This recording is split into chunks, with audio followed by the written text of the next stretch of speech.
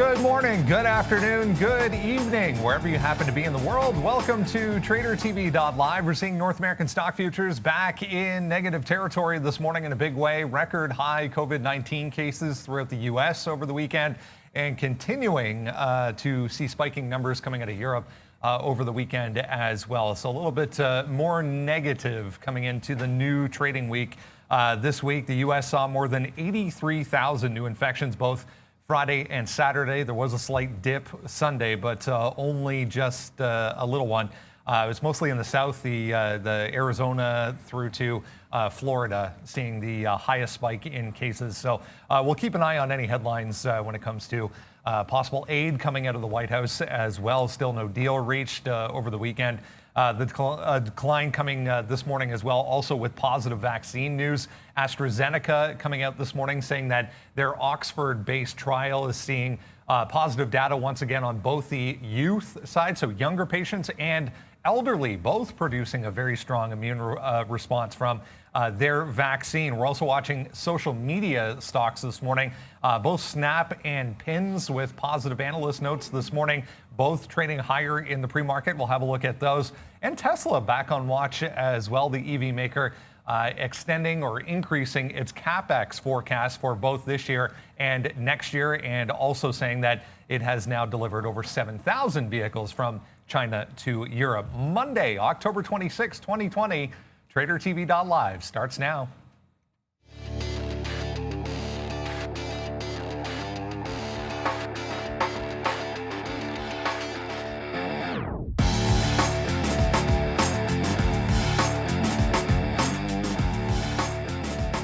There we go. Look at Asian markets from the overnight session. Bit of a mixed showing here. You can see Hong Kong did get back to positive territory. Everything else pretty negative. Let's go over to Europe and see how things are shaping up.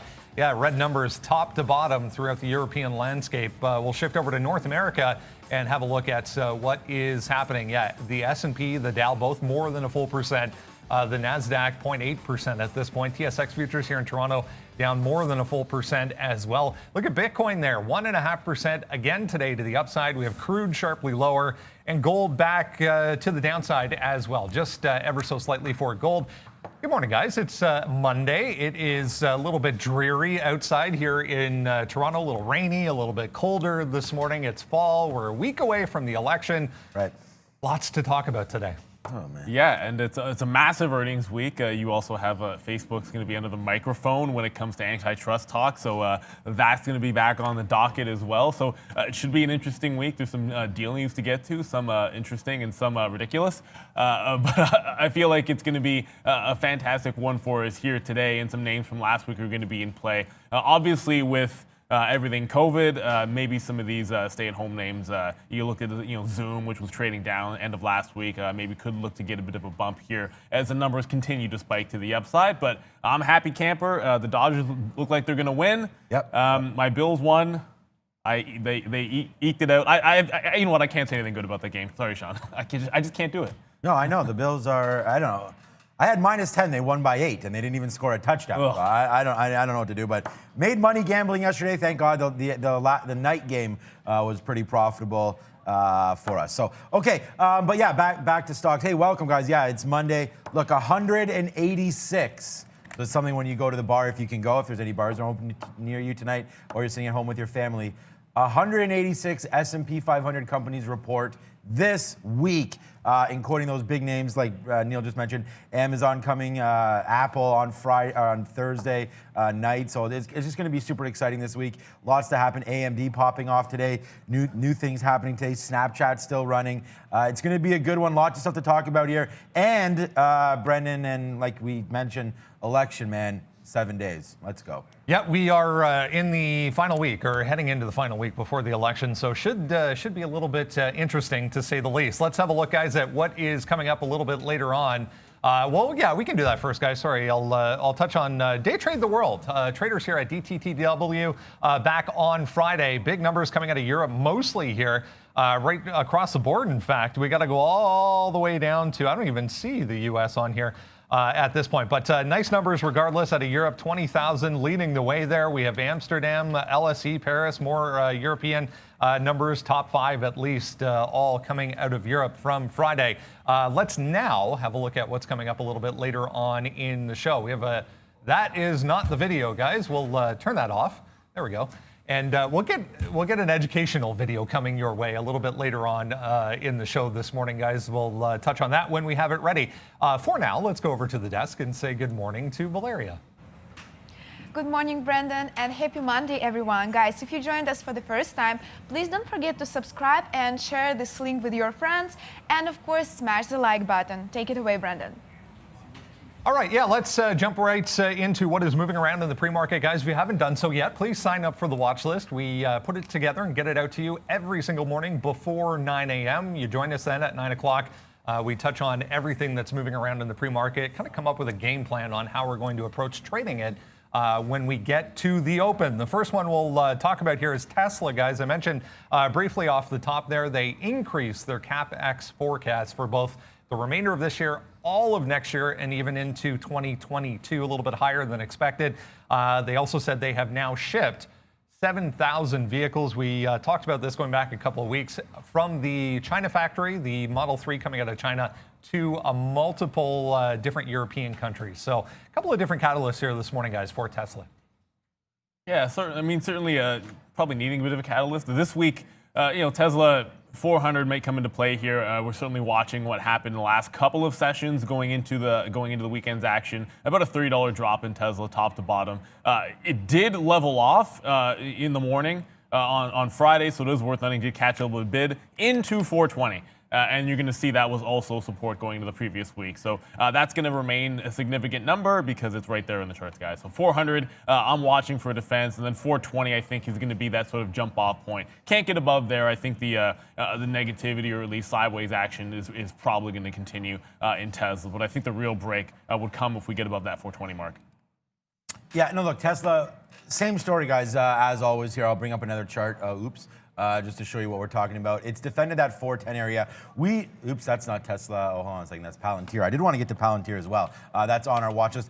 Those of you that are saying that you haven't gotten the watch list, just keep checking. It has been sent out. So watch list there. There are some emails that don't work. I know Gmail is a good one. Valeria can help you guys on the chat with some of that. We've defended this 410 area. We did take a hit on it. I think it was Friday, or was it Thursday? I think it must have been Friday because we did come down below and then break 410 and go as low as this 407. But that's also this low right here, 406.50. So I'm looking just to defend basically 400 at this point. I'm not going to try to pick an exact spot like we did 410. Like we defended 410, it broke to 409, 408. We got out, and then it closed at 420. So yeah, you got to give it a little bit more room than we thought. So yeah, down to 400 makes a lot of sense to me. Let's just keep buying this thing, in the low fours if we can get it, and then on a breakout of the pre-market high, maybe you can get something going, but the market, we're going to be down here is 300 or so points on the Dow, so watch out. I don't know if we like Tesla long off the open. I'd rather wait and then get something in the low 400s, like not even that low. If we can get, like, again, 407, 408, something like that, that's where it stopped the last couple times, so we'll try to pick something up around there. All right, guys, before we move on to the next one here, I want to talk about DPHC. Diamond Peak Holdings was the Lordstown Motors SPAC, if you remember. Today is the day that RIDE starts trading. So RIDE on the NASDAQ here, up a little bit since it's opened in the pre-market here, but only one day, obviously. So first day for RIDE, DPHC, now RIDE. Not a lot of volume, but we'll keep an eye on that one as well. For Lordstown Motors, let's go on to AstraZeneca. They came out and said their Oxford-based trial for their potential vaccine, COVID-19 vaccine, has now produced a strong immune response, they're saying, in both elderly and in youth-based patients who are participating in the trial. British Health Secretary Matt Hancock also saying that the vaccine's not ready yet, but could be ready first quarter of 2021 to start getting approvals, guys. Yeah, this is one of those, there's no fade play here. AstraZeneca is not going to be super volatile daily. It's gonna. 15-minute chart is going to show you the story. Sideways action. You're getting a little bit of bump to the upside, but if this had been like some kind of a 5% gain on news like this, which is not a gigantic deal at this point, then maybe we'd be looking at a trade. Too range bound, not enough volatility for me, unless you're literally defending some kind of like a 51.50 bottom, or allowing it to run up $1, which it doesn't usually do, or a couple of bucks here into like a 53.50, like last week's tops. Something like that would be interesting for a trade, but right here, smack in the middle. I don't see too much to do with this on a day trade perspective, so I'll probably be staying away from AstraZeneca. Yeah, boring. Look, AstraZeneca, all of these COVID names have just been so super boring. We've seen what Gilead's done recently, which is absolutely nothing. And then now AstraZeneca, and Gilead did have even some more news there last week. So, I mean, look at the daily chart. Neil just called it up there. It's not... I don't know I've got to figure out what's going on with my daily charts here, to be honest with you.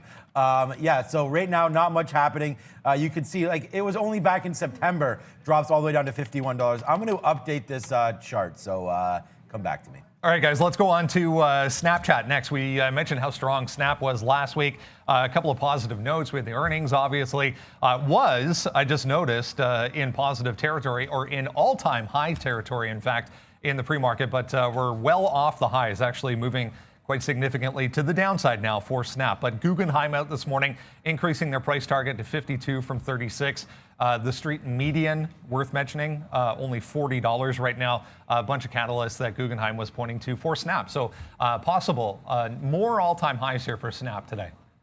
Yeah, I mean, we did get as high over that 43 on Friday, but if it does come back in, I'm watching like a 41.80 level. That was certainly in play in terms of an afternoon, sort of, all afternoon support level on Snapchat. If it wants to come in at some point, when you get moves like this, you might see that one day where it falls back. It's worth noting on the gap up, if you go back to the 20th, it just ran off of that same little pullback. So if it holds 41.80, I think you might get another push to the upside here. 45 would seem like an interesting break, but 44.25 is the current high. So I'm looking to see what happens at that 41.80 price. If we bounce off there, I think you got yourself an interesting long. At some point, I'm going to be looking for that short, and it feels like it's got to be below that 41.80 before I would take a shot shorting Snapchat.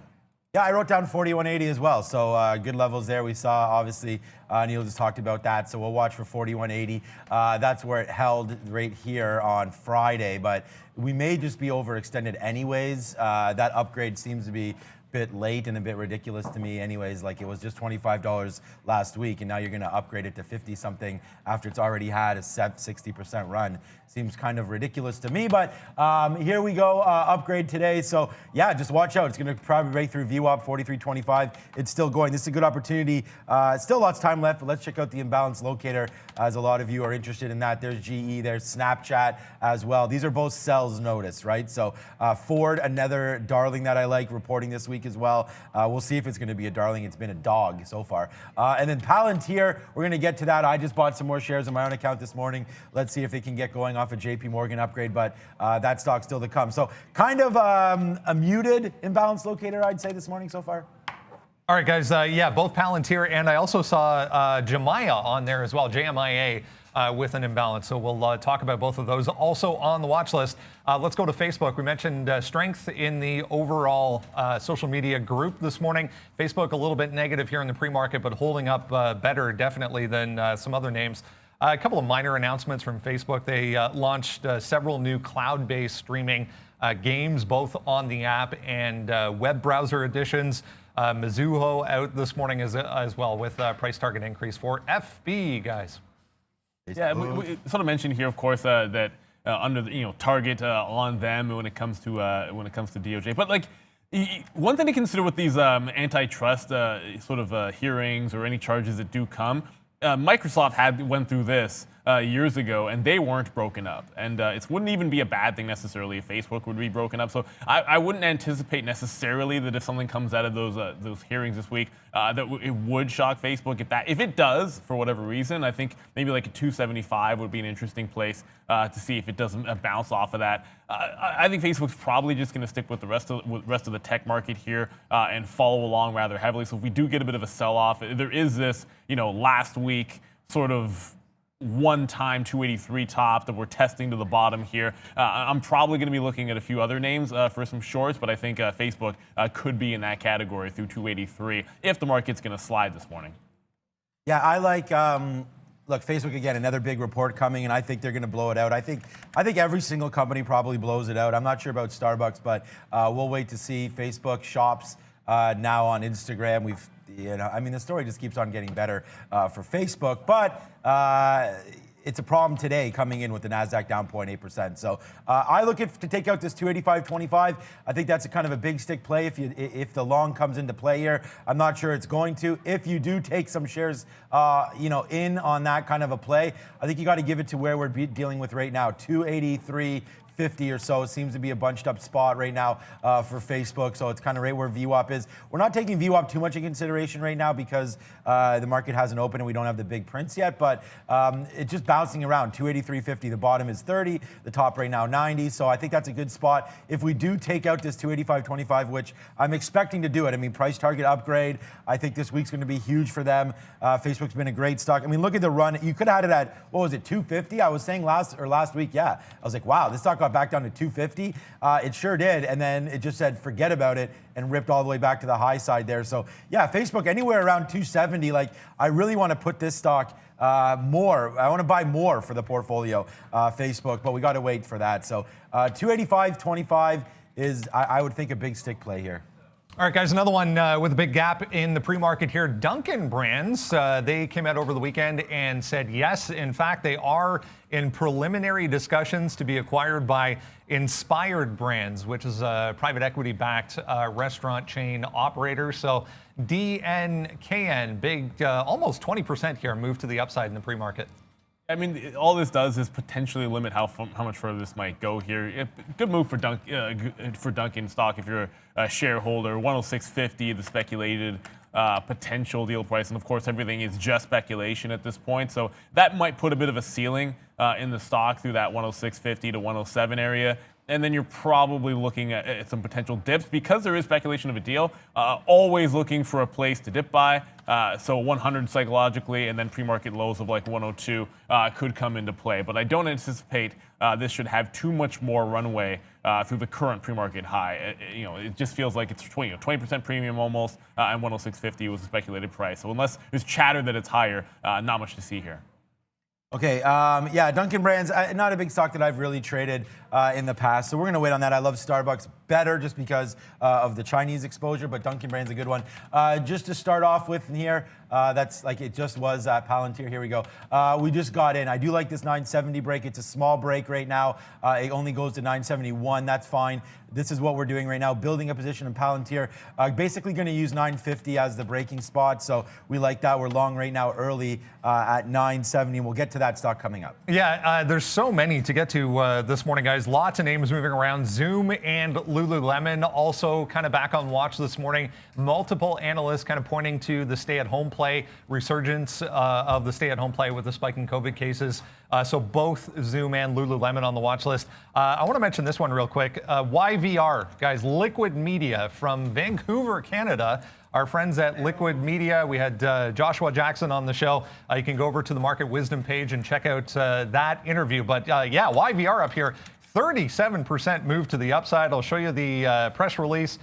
They've completed the emulation of 4 new retro games into their library, advancing their monetization phase as well. So a little press release out there from our friends over at Liquid Media. I wanted to make sure we mentioned YVR on the NASDAQ. Decent volume here, 5.5 million so far in the pre-market for YVR, guys. Let's talk about Palantir. Why don't we just jump down to Palantir, guys? Both JP Morgan and Jefferies initiating coverage on the stock with a buy rating, joining Goldman Sachs and Credit Suisse, who currently have neutral ratings on Palantir, guys, but active once again.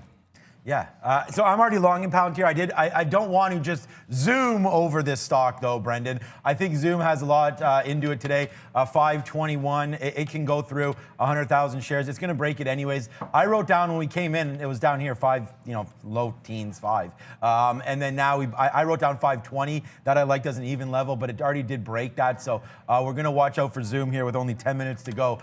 Breaking through 521, I do like it. More COVID cases. hell yeah, on Zoom, more people working from home. So I think that's obviously it's a sad thing for society, but we'll see if Zoom can go. But again, don't get involved with that. I'll take some right off the open for sure. But yeah, not giving it too much room back to 517, 518. So could get wicked out of that one 100%. So light trade. But yeah, Palantir back on watch.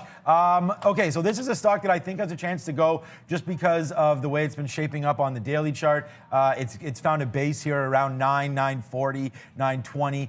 We'll talk about that if you look at a daily chart. But yeah, good little base here, 950 today. I like the upgrade from JP Morgan, although I see Goldman Sachs. And if you follow us anyways, what we're doing right now is the watch list, guys. So if you want to get part of the watch list, I'll show that for you in a second. But Palantir up to 970. I like the long, and I like it all the way through. And there's not much else to really talk about on this one. I think it gets high side 980, which we got to on Friday. That's not a problem. And here's the daily chart. Like we said, I just think it's a good base around here, 940, 930, with some upside coming. So good upgrade from JP Morgan. I'm already long, and I'm going to get longer.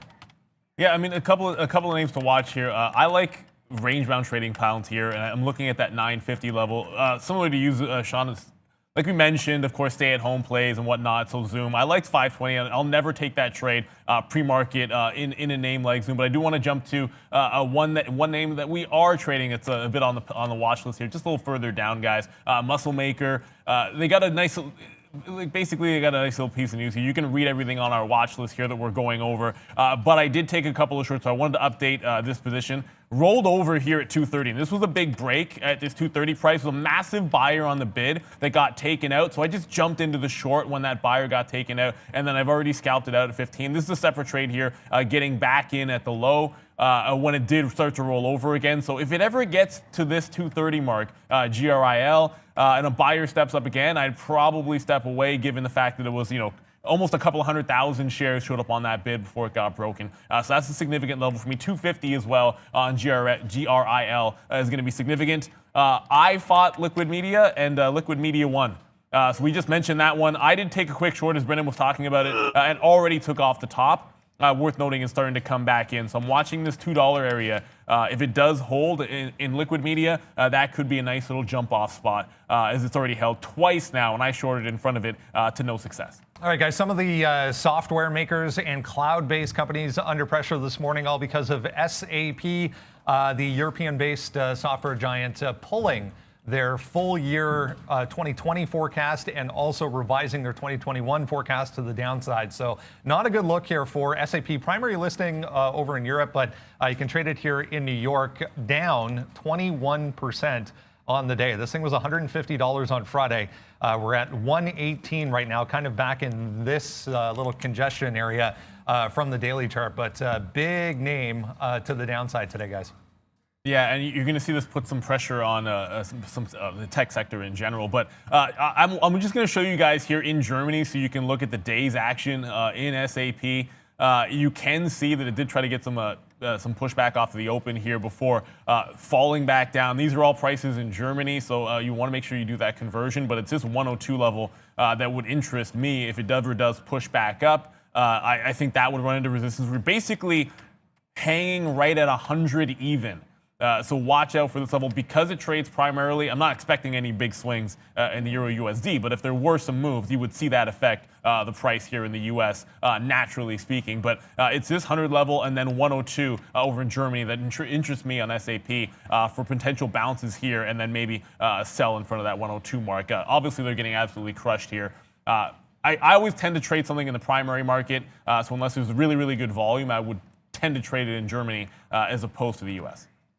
Yeah. Okay. So first of all, Palantir heading to the upside. If you're going to play that, TWLO, obviously Twilio, one of my favorites and a name that I'm pretty long on as well. So I do like Twilio. If you're going to look at some of the cloud names, watch out for these guys. They did have a nice high recently. I think it was 340 or so. Yeah, exactly. 343. So a nice little pullback in Twilio. I'd prefer to go long Twilio rather than SAP. Twilio reporting as well. All right, guys, let's bring Arun in here and we'll have a look at the overall market heading into the last week, as we said before the election.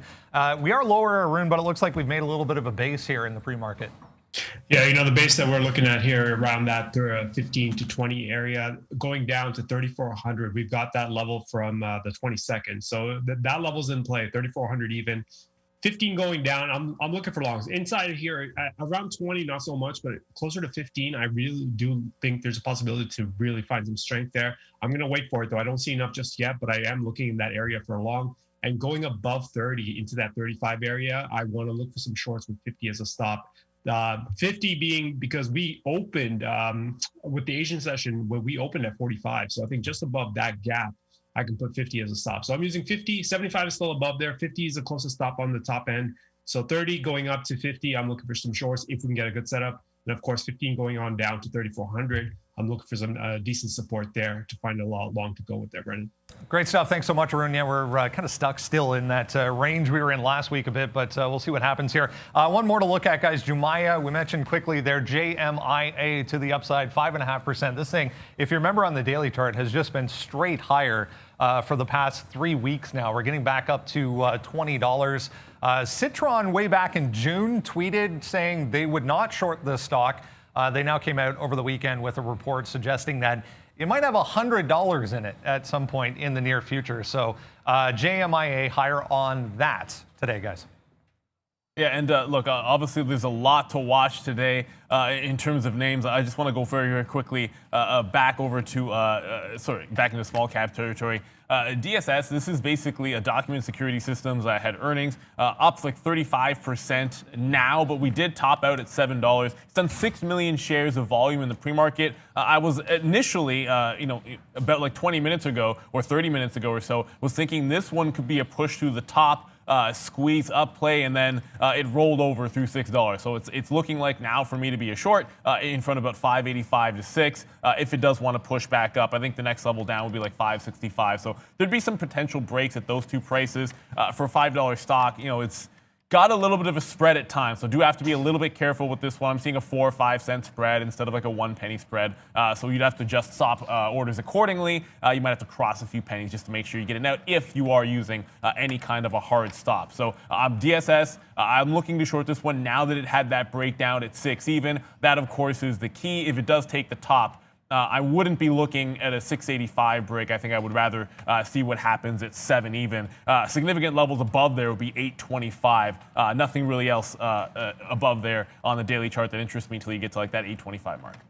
521.63 here on Zoom. So yeah, we're getting ready to rock and roll, guys. The only thing is, golf scratch. Yeah, you're right. It does look a little bit cold in here today. If I can feel my hands, we'll make some trades today. But right now, unable to. So we'll fix the heat and hopefully get that going. I don't know what's happening here. But you know what? It was on Friday, 24 or 5 degrees Celsius here, which is pretty warm, high 70s there, maybe even higher in Fahrenheit. And then it went immediately on Saturday to like 5 or 6 degrees, and now today it's 4 degrees. So yeah, it's getting cold around here. And I don't know what's going on with our furnace in this place, but 521.61, we like that top to break. I do like Facebook to break off as well, 285 and a quarter, that's gonna come through. And then Palantir, we just got more long at 74, a little bit of FOMO there. I saw a rip up. We were 4 or 5 pennies in the money there, and we got a little more long, so we actually doubled our position. So right now we're at 72 here, still using 50 as our breaking spot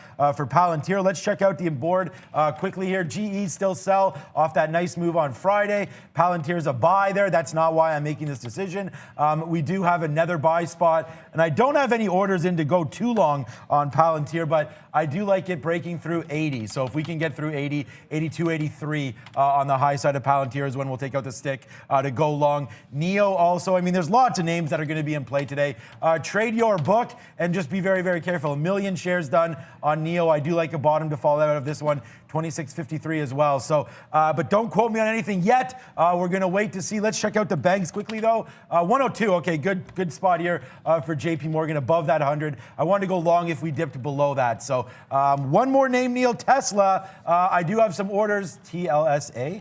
There we go. We do have some orders down where we. Ooh, it's getting close. Where we said we would in the 400. So we're getting closer. 408, 406, 403. Defending that 400 spot. So watch out. We could take a bath here on Tesla, but I'm willing to take a risk. Yeah, and let's go to Snapchat for a quick second here because it just turned positive. Barely positive here, bouncing off 42.50 or 42.60. Was watching 41.80 as that key price, and we mentioned that as we went over the watch list. So I'm still looking for that to be a shorter if it's going to go down that far. I think that's going to be the interesting price for me. Dug into some more shares of Grill. Of course, had the first one. We're going to get some more shares on the second. But SAP leading the market to the downside, we have to watch that. And I'll get the socket, which I might short as well, off a 250 level. The countdown is locked and loaded and ready to go. The market is down and Valeria's in black. Let's lower that. 2-1. Market open.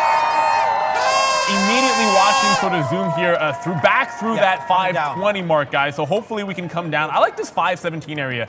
Maybe if it dips down in there and then holds 515 to pick up some zoom. Grill holding that 220 mark, and I'm still watching that DSS. Looks like I'm going to get a sell side trade very quickly on that one. Okay, so all we have right now is Palantir, and it's bouncing around, and we do have an open. So it is open right now. So Palantir opens with not much fanfare, and we're in the money 2 pennies, but whatever. A light position. We're still waiting. We'll get some more in the 60s if it does drop down there, and then we'll take some more if it breaks through 80, 82 on the high side. That order's already in. Facebook, what's the market? Oh, the market's taking off. We may get into some Facebook here if the market does take off. Facebook fading back down. A little baby long at 284.15, I think is worth it here for Facebook. Waiting for that big one. 284.15 here on Facebook, guys. Yeah, and there goes Zoom. Zoom right through the top. Try to get a bit of a dip down there at 519. Really? Yep, and it just took out, taking out 525. So my order didn't fill, Neil. Yeah, it might dip back down here to give like 21s or 22s, but it doesn't seem very likely. 25 break just happened on Zoom. This one is absolutely gone. So once again, stay-at-home play. I feel like it was an easy call, but I'm sitting here and I just chased it again through 525 and wasn't able to pick up any shares. So I don't want to go too far. If it does give me a consolidation in Zoom, I'll take a shot with that long trade. But I mean, wow. I mean, the call was good, I guess. But there goes Zoom once again. Another push to the upside. It's embarrassing because I only crossed like 60 cents or something on that Zoom play. So I tried it, guys. We gave it to you. 521.60 is the area that I like. Look at Palantir. We've already crushed Facebook. Here comes Palantir, guys. And what? I didn't go long there either. 885. Oh no, we got to go long here. Palantir. Oh no, my numlock is not working. Damn it. Palantir making moves to the upside, guys. I got to fix this keyboard. Yeah, and DS has got to make sure I get some locates on that one. But I want to jump over to. We talked about Duncan here possibly selling off. Not that big of a sell-off, but I would look at 100 if it does start to come back in. Remember, I think there's a bit of a ceiling at that 106.50, and for me, that means it's going to be worth taking a bit of a short in Duncan here if we can pick it up. Brennan, what's up, buddy? Just watching this JMIA, guys. We tested that 1940, 1950 area up here. It was resistance earlier. Big sellers showed up there, so initial strength, but looks like it might be failing here for Jumaya, guys. Okay, so we get in and we get out. Jumaya, that's a good one. A lot of people like to trade that for sure. We get in Facebook here, 283.30, out 54, out 81 for half of them up there. It was a nice 50-cent win. Now we're coming back alive a little bit here with Facebook. So we do have some orders out at 76, some out at, we can cancel that one at 80. There it comes, 75. Give us a 76s. Don't know why we're sitting there, but we are 283.76 right now. A nice little win here for Facebook. We've gotten into more Palantir, so let's see if that one can go high side. We just got filled on the bid there, 77. So our average price now, Palantir, 79, guys. Yeah, and I did just get into some Dunkin' Donuts. I'm going to continue to add to this one. I like 106.50, of course, that's the price. But watch out for this 105.50 area as well. I don't anticipate it's going to have any runway too much higher than this, so that's the reason for the fade trade. There goes 530 on Zoom.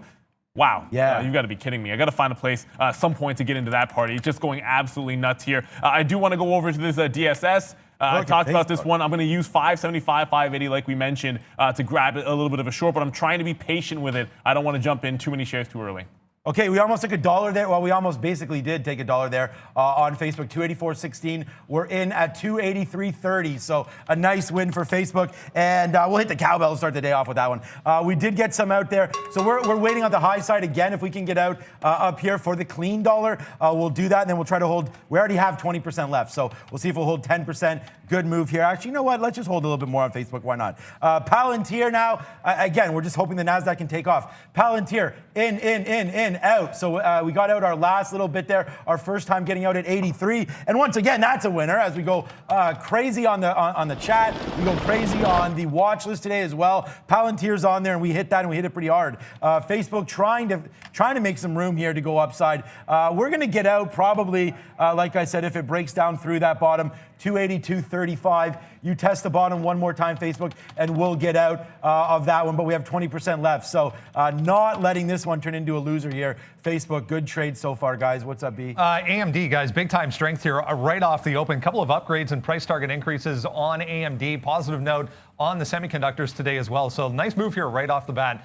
for AMD, guys. Just watching a Jumaya here fail at that pre-market high, 1975 or so. So I'm going to use that as a top breakout. If it takes it out, we're going long. Otherwise, it's short in front. We did get Dunkin' Donuts to the short side of the money, about 30 cents on that one. I'll let that come in 50 to $1, and not necessarily going to be as volatile because it is deal central with Dunkin'. But Brendan's got some more news for us. What's up this there, buddy? LLIT, guys, halt downside here. We just broke $5 and halted immediately. So LLIT halted, guys. Good look here on the cruise ships. I see you. Thank you so much, Fred and SH. Yeah, we're just doing too much stuff here. I got too much on the go, obviously. Cruise ships coming downside. Yeah, 1440. Now, big move. Wow, 6%. More work to be done on that one. Brendan, please, if there's anything going on with cruise ships, he'll let us know there. But yeah, that's I didn't expect 7%. Obviously, it's the viruses. I don't think it's anything more than virus, but we'll wait for Brendan on that one. Obviously, the more help we can have on that. What's up, B? Yeah, it's going to be the entire travel space, guys. So even the airlines, sorry, just changing over to space here. Even the airlines under pressure. So travel group and the airlines under pressure because of COVID. Just checking Virgin Galactic here. Big spike to the downside for space. Just fell almost $1 there right off the bat, guys. Yeah, they don't like you, I guess. Well, space is a part of travel. I mean, it's a bit of it's not really a bloodbath, but I'm looking at 1450 on CCL. We've seen these moves continue before, and usually I'm a little too hesitant to jump into the party if we get a chance. I'm going to go ahead and lock in at least. I'll try to lock in that 50 cents for the first third on that Dunkin' short. And again, I feel like if it ever got to 100, I'd try to defend that price if I could. Just going to some of the actual airline names there you just saw, and I was watching. Whoops, and why is it not? I'm gonna have to go back because I don't see American Airlines not on my scoreboard for some reason. But I'll have to get to it in a second. CCL I still like through 1450. If it comes up even like 10, 15 pennies, I'm gonna short the pops on Carnival Cruise Lines. It's unbelievable how much this market wants to go. Palantir coming back in though, so this is the spot we like. So we're going to take some longs here in the 60s. We did. I mean, now we're loaded up, so we're loaded up pretty good here. Let's see if it goes. AMD, we took a very, very small long. We're going to give it all the way back here to 83.60, sort of where we started. The Nasdaq still making moves to the high side. AMD with a couple of those upgrades. We understand this is a risky spot. The earnings are still coming through tomorrow. I believe it's tomorrow night. So AMD will take the shot here on a risky morning, as I did not expect the market to come all the way back. I thought we were going to be in a little bit of trouble. Palantir, though, back from the dead here. Good trade. Let's go. Yeah, and let's go with slaying some dragons. And if we had a donut one, maybe I would throw it up there. But Dunkin', like I said, took a couple of entries here. 104.40 was the first, second leg. 104 even we took. So it just took some shares out there at 103.76. This is the opening range bottom. If that gets taken out, I'm going to get out in front of 100. I don't expect it goes too much further than that to the downside. We already talked about some upside targets there. I just want to quickly jump back over to Zoom. I know you guys are watching this name. Just stalled out very, very briefly on a pullback. I wanted 525. It looks like it's jumping back up again, 533. So Zoom is just, lack of a better pun, or worse, zooming to the upside. Zoom is going nuts, but bang! We hit some big winners for you guys. A nice little, this is 15 pennies on AMD. Who cares? Look at Palantir, though, guys. Bang, bang. I told you we loaded up down here. So there it is, out, all the way back to the upside there. Beautiful trade on Palantir. We got to cash it out right now. Huge trade, actually, for us on Palantir. So good trade there. We're out of only 25% of this to the upside. Maybe a good move to get out more. What's up, Beep? Another one, guys. Snap. We mentioned possible all-time highs coming. Here we go, through 44 now for Snap. Straight higher on that one as well.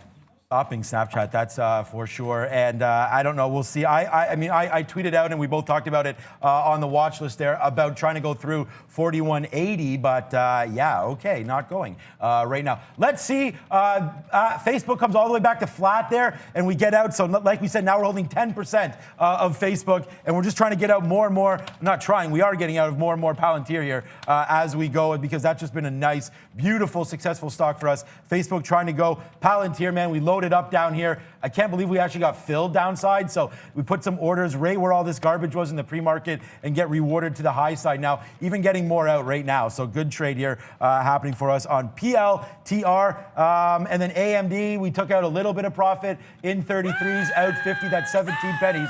Yes, Neil with the backflip. That's always a good sign. I don't know why we hear. Sometimes we hear them, sometimes we don't in our own ears here. But you just got out of Duncan. I said, get out in front of pre-market low. I'm looking for a dip buy at some point, but 102.40, we were just able to take out, so a $2 winner here. Now, that's probably as big a move as I'm expecting in this name. Certainly would defend it if it goes any further. Deal speculation was 106.50. That's why I believed in the hard floor, ceiling. Once it rolled over, we talked about this one, started to come down. DSS was the other name. Just last second, we got to you here. It did try to spike up through that 85 and just couldn't catch a bid. It broke through, couldn't catch a bid. The second I saw that, I chased it all the way down here and I couldn't get any shares until literally 540. It is what it is. Pre-market bottoms here. I'm going to take some shares out in front. This level at $5 certainly feels like I should take profit. If I could have 560 to 570, that's the price I would like, much better than the 538 that I'm staring in the face. So I do need to get some shares out. If 5 breaks, I think that's an add as opposed to a place where, I would take everything out, probably only half out. And then if 5 goes, let's see if the floodgates can open up. $4 stock on Friday. Some of these floodgates are opening up pronto right now, including Facebook. So there it goes. Neil does a backflip. We'll do a backflip as well. 70 cents right now win on Facebook. We went pretty hard long off the open. Out. When we get out instantly, we're pretty good there.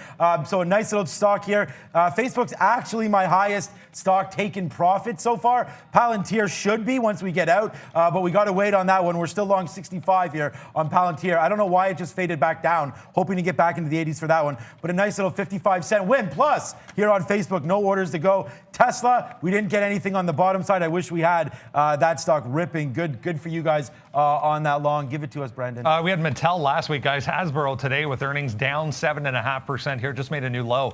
Just sitting right at $85 for HAS earnings. Not good for Hasbro, guys. Yeah, and you mentioned, of course, Ride. Look, Lordstown pullback in here. It did break out off the open, so it wasn't really doing anything when we mentioned it at first. Then 9:30 comes around here, and you get a $3 move up. It's pulling back to pre-market tops at 20. For me, that's going to be a bit of a defense. It was a better pullback here at 19, so we do have to watch how much room we're going to give it. But let's give a shot here if there's going to be a secondary push. I want to pick up just a little bit, if I can, of this name. Just to go back over to DSS, of course, this short, as I just mentioned to you, I would take shares off and try to get to about half the position on the event that it breaks 5. So just about on target for that. And the last exit was here at 509. About 30 cents worth of a win. I think it's a bigger win once we break 5 even. At this point, I can now slide a stop to 550. The real test comes at $6. Want to make sure I got some shares off in the event that it goes back up there. I can retry the short position. I got blown out on Grill, and then Grill comes right back to the downside. And yes, I know the company's name is not Grill, but you're going to hear me say this over and over again here. It did take me out that 250 level. Now it's looking like it's heading back southbound. 210 was a hard floor the last time. Let's see if it does hold a second time. Guys, I just want to make sure that everyone is aware, though, today at 12:30, we're back. If you're a member, it's $5 a month. We're doing Q&A. That's coming up at 12:30, so get ready for the link. You'll see that if you're a member. I think it's coming in our community page. We'll figure out how that's coming soon. But Q&A coming at 12:30 today, so stay tuned for that. Go grab some lunch. We'll come back. Brendan, myself, and Neil, Valeria also will all be here taking whatever questions you may have. That's coming up at 12:30 today for all members. You asked for it, and we have delivered on that. So hopefully you enjoy that, and we're going to try it today. Last time it went well. This time we're looking to do 45 minutes to an hour. So book that time off. Ask your boss if you can have it off. And if you have a boss, I'm sure they will let you, and share this link with them. Let them know that you're watching Trader TV Live if you don't get in trouble. Facebook coming to the upside again. Man, we're just doing pretty good today. Superman type feelings right now. So we're down on AMD. We're giving it back here to VWAP. We understand this one could be a loser, but 80 cents in the money on Facebook, man. Same amount of shares on Facebook now that we have on AMD. We've already cashed out. And then here goes Palantir to the high side again. We actually just got some 79s there on the rip up. What I'm noticing about Palantir, you got to have orders sitting here so that when it rips and moves and shakes, that you do get printed out. So I see Brendan has a great trade on LLIT, I believe. A lot of you have been saying, and I saw some comments on the chat or on my Twitter about how Brendan's been the GOAT trading lately. I would say that for sure. A good little trade. What'd that be? Another one here, guys. Remark Holdings, just reading a press release. If you go back to Friday, here we go. Big move up on Friday for Remark Holdings. Some of the major casinos in Las Vegas choosing their AI software to run in the background in the casinos to monitor temperatures, apparently, so they can monitor how hot the servers are getting, things of that nature. But Remark Holdings down this morning from these levels on Friday on that, guys. Just watching Snapchat pull back in here. Look at this pre-market high, 44 and a quarter. Just failed below that price, so got a breakout opportunity. 44.25. It takes out the top, going long in some Snapchat. Let's forget about that 41.80 at least for now. It doesn't seem like it wants to test, and we're going to have to play with the top end break. I mean, it's not a horrible idea if you like this 43.40 area for a tight stop trade. But the market coming back in, I won't fight it. Let's take it out through the top, and I like that a little bit better. I wanted to get to socket here just because it was a high flyer from last week, showing all kinds of weakness. Back down 8%. When these things come back in, I'm looking for a retracement back into 182, $2. And from there, it is this pre-market high in the close, 250 that I would use as an out. So socket, when they start to come back, sometimes you want to stay involved with the sell if you do have an opportunity, guys. So I like 250 as an out for me, risking about 15 cents, about that till a pre-market low. Going to get into some shares to the short side. I mean, how bad is CCL going to get? I'm not really even sure. But right now, Facebook making the moves, man, all the way upside. A nice little $1+ win. So we took that out. We took a shot on it and paying dividends right now for sure. So right now we are 3 for 3. As AMD comes all the way back, watch it against these futures. I believe we're going to take a little piece out right now. We're long at 34. If we can get back into the 50s or high 40s or mid 40s even, we'll take a little piece off. This thing is very, very volatile, moving around, as is Facebook. Now pulling back down. I'm not going to take this off. I got to take this off next time. 284.30, 284.25. If we could take that off. And then Palantir as well. Had some high side tries there at 80 again and failed. So I don't know, maybe rose-colored glasses on some of these trades. I did put this in my own account earlier this morning at 64 or whatever it was in the pre-market. Yeah, down here. So good trade there. Now it's coming back in Palantir. We got to get some off if it gets into the high 70s once again, guys. Yeah, and a very, very brief break on DSS at that $5 mark. So still got those 37.38s, the shorts that we put on. Just got some locates on socket. So going to start rolling into this in front of that 250. 255 was the previous close. So if you like giving yourself a little bit of extra room when you're shorting to the top, I think that's not a horrible play there. Just going to go quickly back over to Zoom, which this is another pullback trying to come back into this 530 mark. You can see VWAP here early on in the day. Let's see if it can't defend that. If it pulls back, maybe gives you 31, 32 off a 530 break, fair enough. But having missed out on $10, $15, I don't want to get too much FOMO and start revenge trading it too hard when it was a missed trade. Obviously, we like the long, but I'm definitely going to check for that 530. Brendan, what's up there, bud? Microvision, guys, just popping back up on a volume scanner. You can see here. This one going back about a week ago, I guess it was, October 9th, we were talking about MVIS, positive news on this. So it just broke the top there on a volume spike. Going to check on Microvision, MVIS, guys. All right, I'm going a little bit more longer here on Palantir if I can get it. And then we'll just wait and see. I just punched a little bit more long there on this name. So I think it's fallen down again. We were lucky enough to get 65, 64s last time. We'll see. I'm only going to give this one probably to somewhere like around here, man, 960. If it keeps fading in, we're not going to turn a winner into a loser, that's for sure. So we're going to wait on Palantir. 284.20. oh my God, we're waiting at 284.20. It just got as high as 16. We talked about taking some Facebook off just in case as it's moving around and whipping around like crazy. Here it is. Come on, there it is. Bang! There's a nice little dollar right there to end the trade, as now it keeps going ripping to the high side. We end the trade on Facebook. We take that smooth dollar out. Of course, now it rips to the high side, but it's got to go up to get us out, right? So a nice little trade there, 284.21 coming into play. And here goes AMD as well. A nice trade to the high side on this one. We'll get out if we can. 48s, 49s. Boom! There it is. What a spicy day this has turned out to be. We're 3 for 3, man. We told you we'd try to keep this as simple as we can. 3 stocks today. AMD long, out. We'll hold the last third of that one. Palantir, been long. Not really moving as much as we would like it. And then Facebook, we just talked about that one. Wow, that was a clean move upside. A big dollar win on Facebook. Could have been a hell of a lot more. We were long at 283.20, but you know what, guys? If you are the ones playing options, playing anything for long term, you're welcome, man. It's been a big day today to trade it. Snapchat finally maybe pulling back. Did you take the short yet, Neil? I don't know. So I'm not shorting it until it breaks that low, but I have taken a shot when I see this happen. Pre-market low, opening range bottom, 42.60. I'm going to take a shot. I'm going to do that too. Risk about like 35 cents, 40 cents off the bottom. Like I said, I'm not shorting it till it's like that 41.80. That was the price I identified. I'm trying to stick to that plan. So I'll take the shot on the long in front of this low. If it come back and retrace, it doesn't have to break the high to be a nice little trade there. Brennan, what do you got for us there, bud? Another little one moving here. GOVX, guys, big move, 40%, just broke day highs there on volume. It looks like they signed a couple of agreements. This thing's been halted already as well. They signed a couple of agreements to both help manufacture and also distribute COVID-19 vaccines, guys.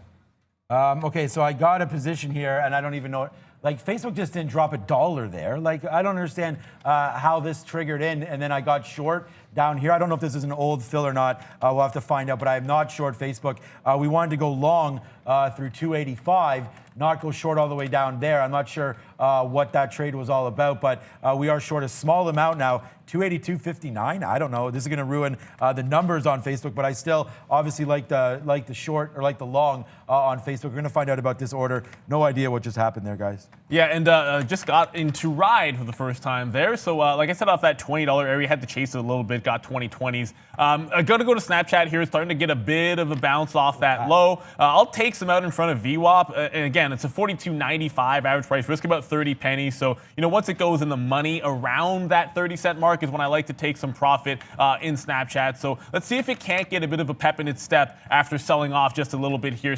Socket, on the other hand, one I wanted to be fading off a 250 level. Look, it already just made one test, came back in a little bit. So if it tested again, I'm looking for a failure at a lower price, hopefully like a 40 or a 44, but it's relatively thin, so don't want to dig in too deep to that name, guys. You have to watch out because not as much volatility or volume as it was trading all of last week when it was going absolutely crazy. You got to watch out for your stop orders because right now, I'm stuck in this one here on Facebook and no idea why that even happened. But what we are excited about is this Palantir, man. We just told you about getting some more in and getting some more out. So let's do that right now. As we're just taking some shades out right now on Palantir. Bang, bang. Look where we just got long, man. We got longer at 68. I was actually waiting for some more at 64, 65. So nice little trade back to the high side there. I'm still puzzled about getting into this trade. I don't know if Facebook actually did this. If you guys can confirm, like, did Facebook just drop through 250 there in 1 minute and I got short downside? So what? I'm not sure. We did take out a little bit there because unsure of even if this is a real fill or not, but we'll try to do some more work going on that. I don't know what that was about, if there was some news there or not, but there's Snapchat, Neil. Yeah, I mean, I'm going to hit the snap every now and then. I actually hit the logo. I know Sean's the man with doing it. It's on my board. I try to get it to you. I talked about taking some out for a 30-cent win on Snapchat, so go ahead and lock that profit in. I'll get to ride in just a quick second, but throwing some more targets out. I'll be out of this long if it gets toward the high. This high. It was a double failure, pre-market top, opening range top 44.25. That's a breakout trade, so I'll be all out of this long no matter what if it even gets towards that 44. So now that I've taken some profit, don't want to turn a winning trade into a loser, but I got to give it to that low of the day. Otherwise, I'm going to owe you guys some push-ups. You know how that one goes. I know how Zoom goes, and it only goes up. So I say it's time and time again. You can have all the ideas in the world and all the. Both Sean and I were talking about the long, and unfortunately the break did come pre-market. Should have had the second push through 21s, even through 25, an opportunity. But now looking 541 is the high. Starting to get up towards this level here, that 550, where there was sort of a hard turn. If you go back into last week's trading action, I think it was Wednesday. So watch out for that 550 mark. I guess Zoom could run into some resistance there. Hasn't been any trouble yet on the way up. I can't believe we missed that. That was crazy, guys, that we missed that Zoom. We did cross, and we only crossed. I mean, it was 521. I know Neil just talked about it, but that was a great trade, and unfortunately, one that was missed. I only crossed up 60 cents. I thought that was enough. I don't know what I was thinking. It's because I put the order in the pre-market, and we didn't want to get too long anyways, early on that one. Okay, AMD does move all the way up, guys, for us. If you want to take that, we were long at 84.34. It goes to basically 85 clean on the high side. Such a 70-cent win there for AMD if you did take it. Thank God we're able to get out a little bit of this mess of a trade that happened here. So I don't know what happened. It did look like, I mean, obviously someone said on the chat that we probably had a stop there, and we did. That was our stop. I don't know why it filled. Wasn't worried about it because we were all the way up here at that point. But Facebook, I guess, had a $3 candle there in 1 minute. Maybe some news possibly getting dropped there that we didn't know about, but that's okay. We did wind up getting some out there and then some out there, and we'll just status that order after and see if it's anything coming through. Probably not. So it does going to ruin our metrics on Facebook, but I did love Facebook to the long side, and we're cashing in on that. That does happen. Okay, Palantir again comes back down in the low 70s. Now we're getting out. Now I don't have any plans to get any of these out now. If we break through 81, we'll take it. But Palantir today, man, making me feel like Superman as we go 1, 2, 3, 4, 3 for 3 so far, looking to make more. I'm still wondering, guys, about that CCL. You know, it does make that bottom down there at 425. I like it. I'd love to go long. This is normally a perfect storm right here to go long. It's just, I don't think I can risk it. With the COVID and everything happening right now, I don't know if CCL long is the right thing to do. What's up, B? Not seeing anything additionally on Facebook there, but yeah, that was a weird move for FB. Guys, this one though, Cell B, positive, little therapeutics company, positive data out this morning as well. Took this thing from 3 up to 355. Nice move straight higher. It's been on a bit of a tear over the past couple of weeks for Cell B, guys. All right. Here come the Lords. Lordstown, bit of a push. We talked about this 20. Anytime you get a pullback and maybe retest that pre-market top at $20, going to look to see if we can't play a bounce. 2 legs in, 217, 230 here. I still have my 230 shares on, but we did quickly take a 40-cent win and then a 50-penny winner here. And then going to hang on to see if we retest that top. So if it does break 21 and fail to go any further, we can always just take another 70-penny winner on Lordstown. Of course, this one we expect to be in play. A bigger move to the upside than I think I anticipated off that open because I wasn't watching it until it had already made that push. It was like a $2 break. We're able to take it here. I just think if it fails off 2180, I'll probably be looking for some short trades. It's only about $1 million in volume, so do watch out. Not nearly as volatile, high volume as I was expecting in ride, but the move is there. It already put in one good one. I don't think the second move will be as big as the first. So let's take advantage of it and take the profit as it does start to move on us here. I just want to quickly jump back to SAP. And, you know, I'm not going to be, I thought maybe there'd be a trade in this, but as you can see here, still hugging that $100 mark. I'm looking at it over here in Germany under tremendous pressure today, but it does seem like it's leveling off and starting to fall asleep just a little bit for me on SAP. Yeah, I said I'd look at Twilio. I haven't had a chance to do that yet. But Palantir, man, still going high side. You see where we're long, and we're long pretty strong right now. 66, so a nice 11-cent win there. We did take some out 82, 81s there. So I do like that call. We're just going to wait to see if it does break even the high of the day. I was thinking 85 was good to go. So we'll wait to see on that. If it does, man, I'm not getting anything out of this one until we at least get to $10. So obviously Palantir, to say that I like it, would be a mistake. I really like it. Let's check back in there in Tesla. Unfortunately, so my bid was at 408 on Tesla. How low did we get today? 410.61. So we talked about that in the pre-market, waiting to see. Should have taken some of these top offs, but again, Tesla hasn't been super strong lately, and we were not expecting this kind of a move in the market. So Tesla, no skin off our back, but we still like a little bit of a longer. Thank you, Miss V, man. It is freezing. I don't know how you feel over there. I think it's getting a little bit better though.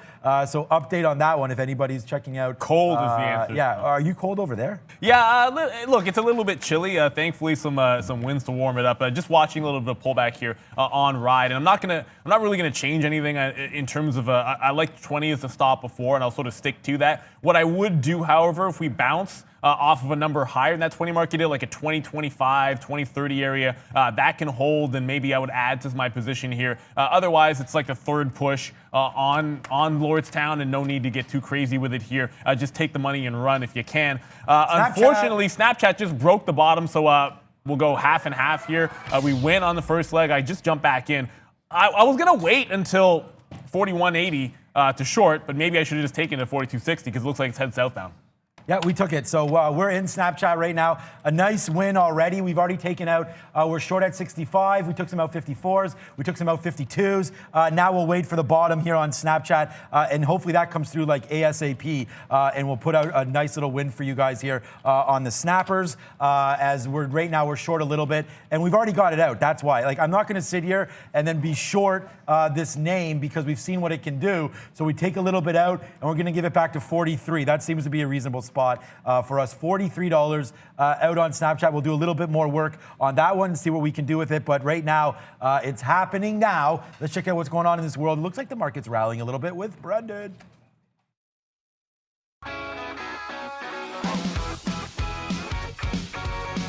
Hey guys, yeah, 10 o'clock, definitely off the lows here for North American markets. We'll check things out, see how we are going along. The Dow, really the only one still struggling here as far as U.S. markets concerned, 1.3%. Everything else nicely off the lows. The NASDAQ trying to go green here, guys. Definitely the 100 anyways, trying to go green so far. S&P 500 still down 0.9%, but good to see some of the tech stocks trying to lead this market back to the upside. Russell down still 1.5% as well. For small caps here in Toronto, the TSX 0.5% in negative territory. Brazil has gone positive, still up 0.2% on the day. Let's go over to a few things from the watch list, guys. If you haven't done so yet, grab the watch list. It's absolutely free. A couple things still to watch here. AstraZeneca, we talked about it, gapping higher this morning on the vaccine news. Nice move to the upside right out of the gate here. 52.5 up to about 53.40. We're consolidating right near that day high. Might give you a secondary push there through that level. Worth a watch. Lulu, the other one mentioned along with Zoom as part of the kind of stay-at-home group. Again, popping back on the radar this morning. Nice push here from 335 to 340. Again, consolidating near day highs or session highs for Lulu. Hasbro, the earnings this morning, not good. Yeah, volume huge on Hasbro so far today. Just about to make a session low, guys. Back over to you. Yikes. Yeah, a lot of things falling right now, but not really Snapchat.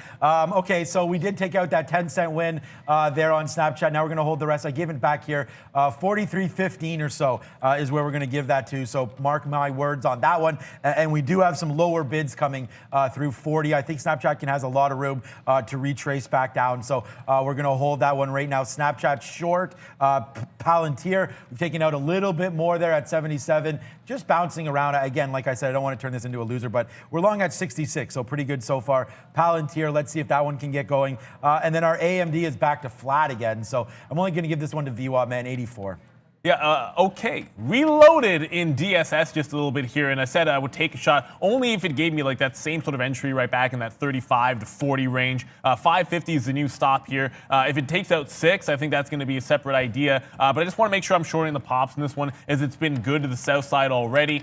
Speaking of good to the south side, I mean, Hasbro, as Brendan just mentioned, can't seem to get out of its own way. And at some point, I got to play a consolidation short here. You know, just sort of noting here, and just go to the daily chart just so you can see this 83 area, possible support. You are running into a level that might catch a bit of a bid, but it's still almost $1 away from those prices, so you can still comfortably short a pop, maybe in front of 85. Brendan, what's up? A little one here, guys. Esports Entertainment Group, which is GMBL, just popping up on a volume scanner here. A little bit thinly traded, just warning here, but they increased their full year 2020 revenue forecast before the open this morning. So nice little pop in the pre-market. We've come back to Friday's levels, but trying to bounce here for GMBL, guys. All right, we're finally short snap, and I'm tweeting this out here. And our average price right now is 42.62. Not only that, but we gave this one to you during, as it was up near 43. We've looked for a short on this stock at some point, and now we're finally cashing in. Nice to see 15, 16, 17 cent win here. So we'll see if Snapchat wants to go to the downside right now, and if it does, then hells to the we've got that short on. You can see short right here, and look at our out, man, 40. So that's a 25 cent win right there on Snapchat. We've got 40 plus cents now on AMD, as AMD taking out the high of the day, it looks like. We'll put an order here at 85 if we can get that out. Right now, it's a perfect, man. AMD, Facebook, Palantir, and Snapchat. We go 4 for 4 today, guys. We won't let this Snapchat turn out to be a loser, but it's been a fantastic day. 4 for 4. We are 8 for 9 on, we only lost on Tesla on Friday, or were we 8 for 10? There might have been one. Oh, we lost on Snapchat short as well. So we'll see if this one wants to eventually be a loser, but I don't think so. Out now of more than actually exactly half of our Snapchat, just waiting on some of these stocks to move around. But so far, so good today, guys. 4 for 4. Let's just keep it going. And let's keep it going, and why not? We'll go with Yeehaw. And I feel like DSS, we got this one under the wire here when we were doing our preparation, but a couple of levels to work off of, and it was basically the same price that we're going to re-enter. So you rinse and repeat as long as something's going to work for you, and it's going to be this 530 to 540 area. I've been taking 37.38s, getting out in front of 5 even. There was this very, very brief break of $5, and it snapped right back up, and that's why I waited for it to come back to my price.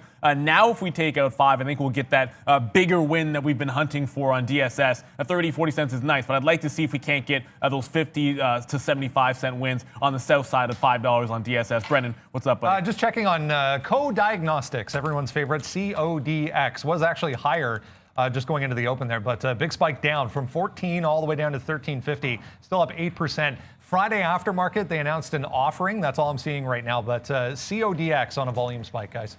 Okay, so we just get out of some more. Wow, okay, now Snapchat's moving, guys. Now we're 40 cents in the money, down to the 20s right now. We just talked about why we like that trade. Huge blow off the top right there. A couple wicks, showing that they can't get it going. And now we're back to the downside. So 42.30. No real areas of concern for me. 41.80 will go short again. A little bit short, a little bit more short there. But yeah, we've cashed this in. Other than that, 42.40's been a jumping spot there. So I think we got a couple good outs there on this name. That's Snapchat. Our best out rate there, of course, was, I guess, these ones, 39. We just took a 42 as well. It drops as low as 32. Let's put some more bids in the 30s. I feel like this is going to be a win. We still have 40% on, so all good on that one, but we got to make sure we capture profits. This stock is so super hot right now. I don't need to tell you guys that. Didn't think we'd see Snap with a negative sign in front of it. We'll wait here. We've called it. We've got the trade on. We're going to put another bid here, 42.40. Just watching Jumaya here, JMIA just tested 19 even. Of course, we made a double top, and I talked about this. I like it through 75 if it's going to break out to the upside. But if I see a test here at that 19 and a rollover, going to jump into it, see if we can play the retracement play. Still up 5% on the session here, but just working this one off of 19. Just got in the low 80s. I'd add to it maybe at like 90, 91 or so, and then just get out at 19 even if it does go. Brennan, what's up, bud? Farfetch here, FTCH, nice pop here in the pre-market, still going as well. FTCH up 2.3%. It was Cohen, I believe. Yeah, Cohen and Company with a double upgrade on FTCH. Right back to recent highs here for this one, guys. All right. Let's find some more names. Is there anything you guys want to find out? Check it out and put it in the chat, and we'll have a look at some of those names. But you guys, coming up, though, let's not forget about this. Coming up after the show, we're going to grab a quick bite to eat. Maybe I'll tweet it out, whatever. We'll see what it's going to be. Probably salmon. Q&A coming, guys. 12:30 today. About an hour we'll spend with you. Thank you so much for supporting the show. And so we'll get to that. For members only, it's $5 a month. Thank you so much for joining it. We're trying to give back on that side of things with education. That's what we're all about. And look at this, man. Close your eyes. Close it if the kids are watching right now as well, because here comes the belly dance. We go short on Snapchat, and hells yeah, 40 cents now in the money. Still going to the downside. We've only got 30% left. Tick, tick, tick, tick, tick, boom. So a nice little trade there to the downside. Good on us. Our highest stock today was Facebook, but Palantir slowly taking that over as I just keep getting out. But you can see a couple outs near VWAP. We have another order sitting there at 74, 75 as well. So if we can come back up, we'll take that out. Sorry, you had to 73. I don't mean that. We want 74. We'll wait for some 74s and then hopefully more upside. But there goes Mr. Snapchat, and we gave that to you. Give me a dream. Okay. Give me the wheelbarrow that we've always seen. Let's go. And JMIA starts to roll over as well. So we just talked about that off 19. It just came down towards this 1850 mark. So I got 82s to the short side. Just got some more shares out of DSS for a nice little winner here. I want to do the same thing in front of 50, which I will do. So we'll line that one up and knock it down. Of course, this on our watch list as well. So not every name we trade is going to be there, but certainly a lot of the planning and the price levels you're going to want to watch. If this cannot take out 18 even, certainly I'd probably have most of my shares out in front of it. It's already put in a couple of bottoms, both in the pre-market and then just on that opening range, holding 18. So it's a good target on JMIA if it gets down there. I'll gladly take about 60, 70 cents for the rest of my shares and then walk away from that trade. DSS, I'm going to stick in with this one, but I'm not going to load back into more shares. And I want to show you why. Just every single time we've come to, and I keep saying this, every time we come down to this 5 level, hard bounces. So you see me get all my shares out in front, trying to hold for 5 break, and I still do have a third of my position. But at some point, if we can't hold this, I've now slid my stop. If it breaks like 540, I'm just getting out of the way of this one. If 5 even's going to hold, there could be a secondary push, and I don't want to be caught short if it does happen. A little bit of buy action at $5, and no need to get caught with the pant down. So taking the profits here. And on a $5 stock, if it's going to be 25, 30, 40 cents, that's what I'm going to go ahead and take and make sure we're profitable on this name. Brendan, what's up? Not a huge range on the day overall, but SPPI Spectrum Therapeutics with some data in the pre-market here. These trades down here actually did happen, apparently. 290 up to 360 now on volume. So trying to take the top off. SPI had a bit of a dip there, down to 3. You can see on the daily chart as well, but up 5% now, guys. Ooh, SPPI there. We had SPI last week or a couple weeks ago. Go parabolic. New name alert right there for that. So SPPI, we'll look at that. Snapchat, guys, I mean, we're feeling pretty good about this one. And I know a lot of you maybe have this as well. So that was a big trade for us, man. Snapchat, we gave you that short. We've been losing on the short. And then today we seek revenge, and revenge is a dish best served cold, and that's exactly what we just did to Snapchat down there downside. If you're still in this one, we did have a couple blowout the bottom candles there. I think this is worth getting a little bit more out on that move. It looks like we resisted that 42.15 a couple times. We were waiting for 41.80 to come through, so I'm going to get out a little bit more if we can in the low 30s here on Snapchat. We only have 30% left, but let's make it count. And look at Duncan coming all the way back. Not all the way, but most of the way back here. Bounce off. I thought 100 would be that defense, but 101.70 area gets a bit of a push. We were shorting up above 104, and I would stick to that plan. You did have a rollover hard at 105, and I think there's a 106.50 ceiling on this name that I expect is likely to hold. I'm going to take this short basically where I had it before. If it gets just a couple of ticks above 104, I'll start jumping into it. Otherwise, if it rolls over here, fails at VWAP, comes back down, maybe it'll have to be 103 for less shares. But I like it up at that 104 mark, and I'll take one crack. I just feel like with that ceiling being put in and no firm deal just yet, selling is the way to go unless we're talking about 100 even on Duncan. Well, let's check back in on Facebook here. It was a crazy one. I wish I could sort of ignore, all of this because we did not mean to take this short there on a stuck market order, but we were able to breathe fine because Facebook and Palantir battling for the top spot. So just to give you guys an update of how we're doing it. Snapchat though, because we're still Snapchat. Yes, sir. There it is. And we're going to find the bang if I can find it in a minute. Where's the bang? Where's the bang? There it is. Bang on Snapchat. Big time move to the downside, man. We're in this name 60 cents now as a win here on Snapchat. 60 cents in the money on the downside. Our AMD gets flattened out there. That is fine. Now we're crashing back down. Hallelujah right now. Big time win on Snapchat. Watch out for, let's get out now 41, and we'll take a little bit more 41.80s. So let's put one out 41.90 or so to get out of that one. But guys, that's what happens today. It's been falling down money for me. We go 5 for 5 now, and Snapchat, or 4 for 4 with Snapchat. 1, 2, 3, 4 for 4 now, and Snapchat just another doozy for us. Big time win right now. Big time trade here on Snapchat. But without any further ado, it's upgrades and downgrades as if we need more to trade with Brendo.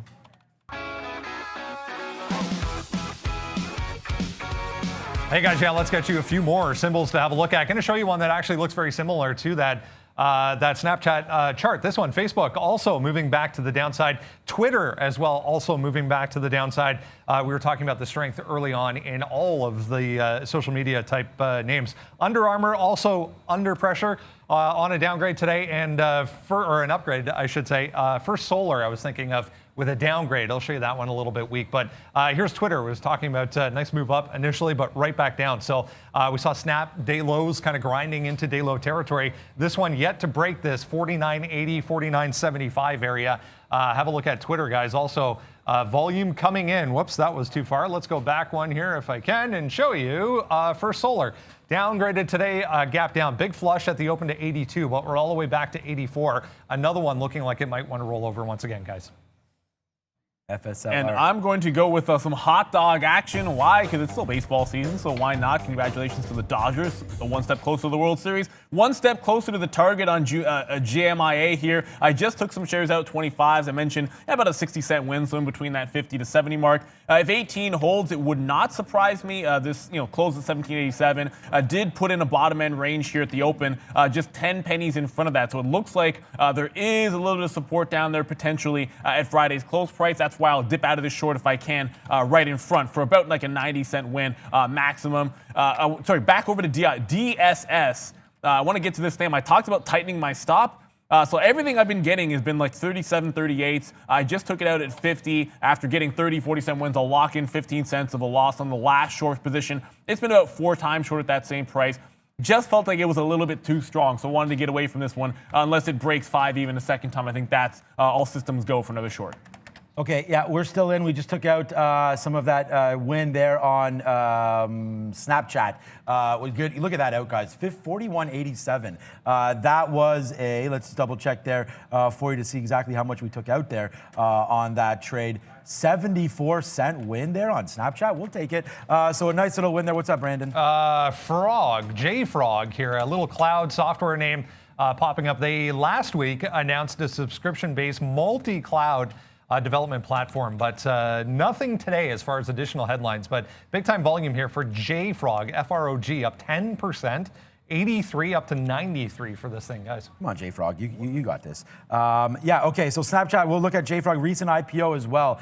So I just want to give you guys a quick update here. Palantir right now. As you can see, there is a little bit of a problem here. I don't know, did you just see that? There was some size there at 75, 70s as well. So we're going to wait to see it. It's now doing that little thing where it likes to bounce around and give us some size plays. So we're going to wait to see if we see anything else on Palantir. But right now, we still are long 66. And really, no ideas of getting out right now on Palantir other than if we get back to 80s. So I don't have any orders there. We have a small one at 73 that's been there for a while that I can't get hit on. So we'll wait to see right there. We'll see if it gets hit, and then we'll get out. But right now, Palantir, big winner for us, as you can see. Other than that, we're still looking for some more names. What about Intel? Intel got crushed there on Friday. We saw their earnings, 47 and change. They had a problem getting going on Friday, as you know, bouncing off this 47, and then now we break even lower. So let's do a little bit more work here on Intel, as it looks like it has some room to go to the upside for sure. Yeah, and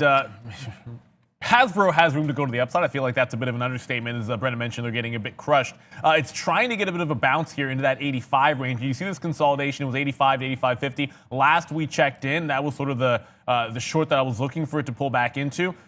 Suddenly you have consolidation at the bottom on this play. So the only change I would make is I would probably take a few less shares in front of 85, just given how hard that bottom has been, at least for the first few minutes or so, and the ramp up of volume just a little bit, or sustaining of volume in that little push up. So that's the only change I'd make. I still like that 85.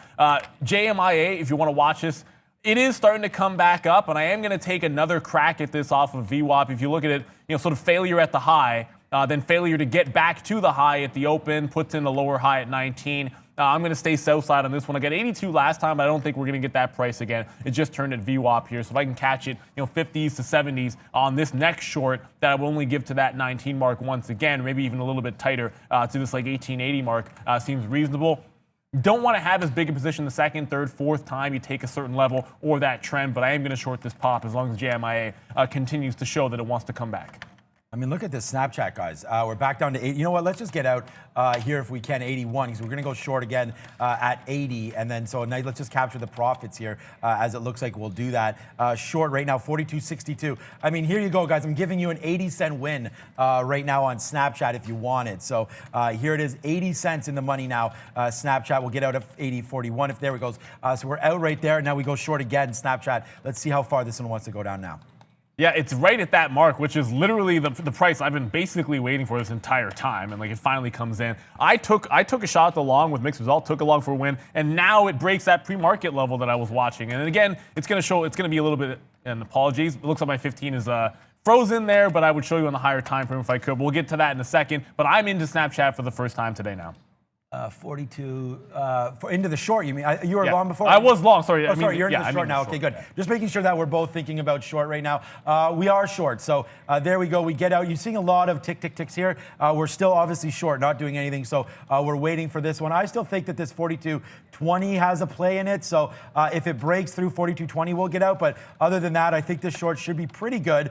We just captured 85 cents on the short from here down to here. So nice trade. I don't know. We may be getting short a little too late on this, Neil, but we've seen the move that's happened before. So Snapchat does have the ability to continue its move downside. So here we go, man. Short 78 right now on Snapchat. Let's see if it has any room to go. The only other thing is Palantir. We did get out our 73s. We're going to get out a little bit more again as it just keeps bouncing off view up, guys. That's Palantir. Yeah, I just wanted to show you guys. Here we are. This is my 15 minutes. It's going to show you why we like this 4180. There Go back to that bottom Friday afternoon. This was that little level here, and this is the break that you're looking for. So that's why I like this Snapchat at this particular price. So that's why we're going to end up taking it there. So Snap starting to move to that little downside here. I want to go back to Lordstown because it came on a hard reversal. I did reload at 20.20 and took it out at 20 even. So it's a bit of a mixed result here. We do have a nice win, and of course we'll be up on the stocks. We took a couple of legs long that won, and then the reload lost. Watch out for this 18. It just seems like even dollar prices on Lordstown have held pretty nicely.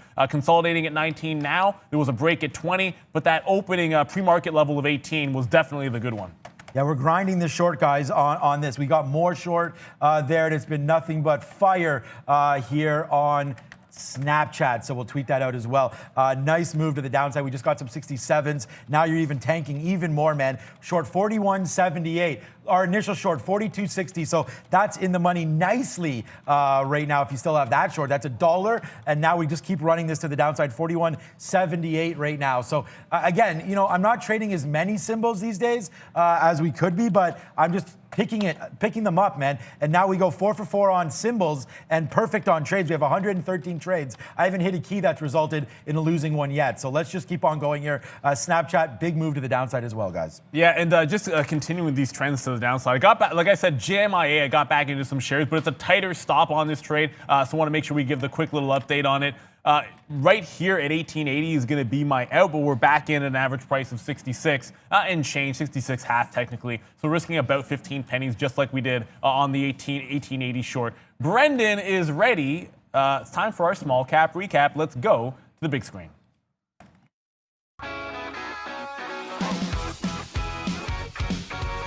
Hi guys, yeah, let's jump into small cap world. Great opportunities once again to the downside, mainly for some small caps today.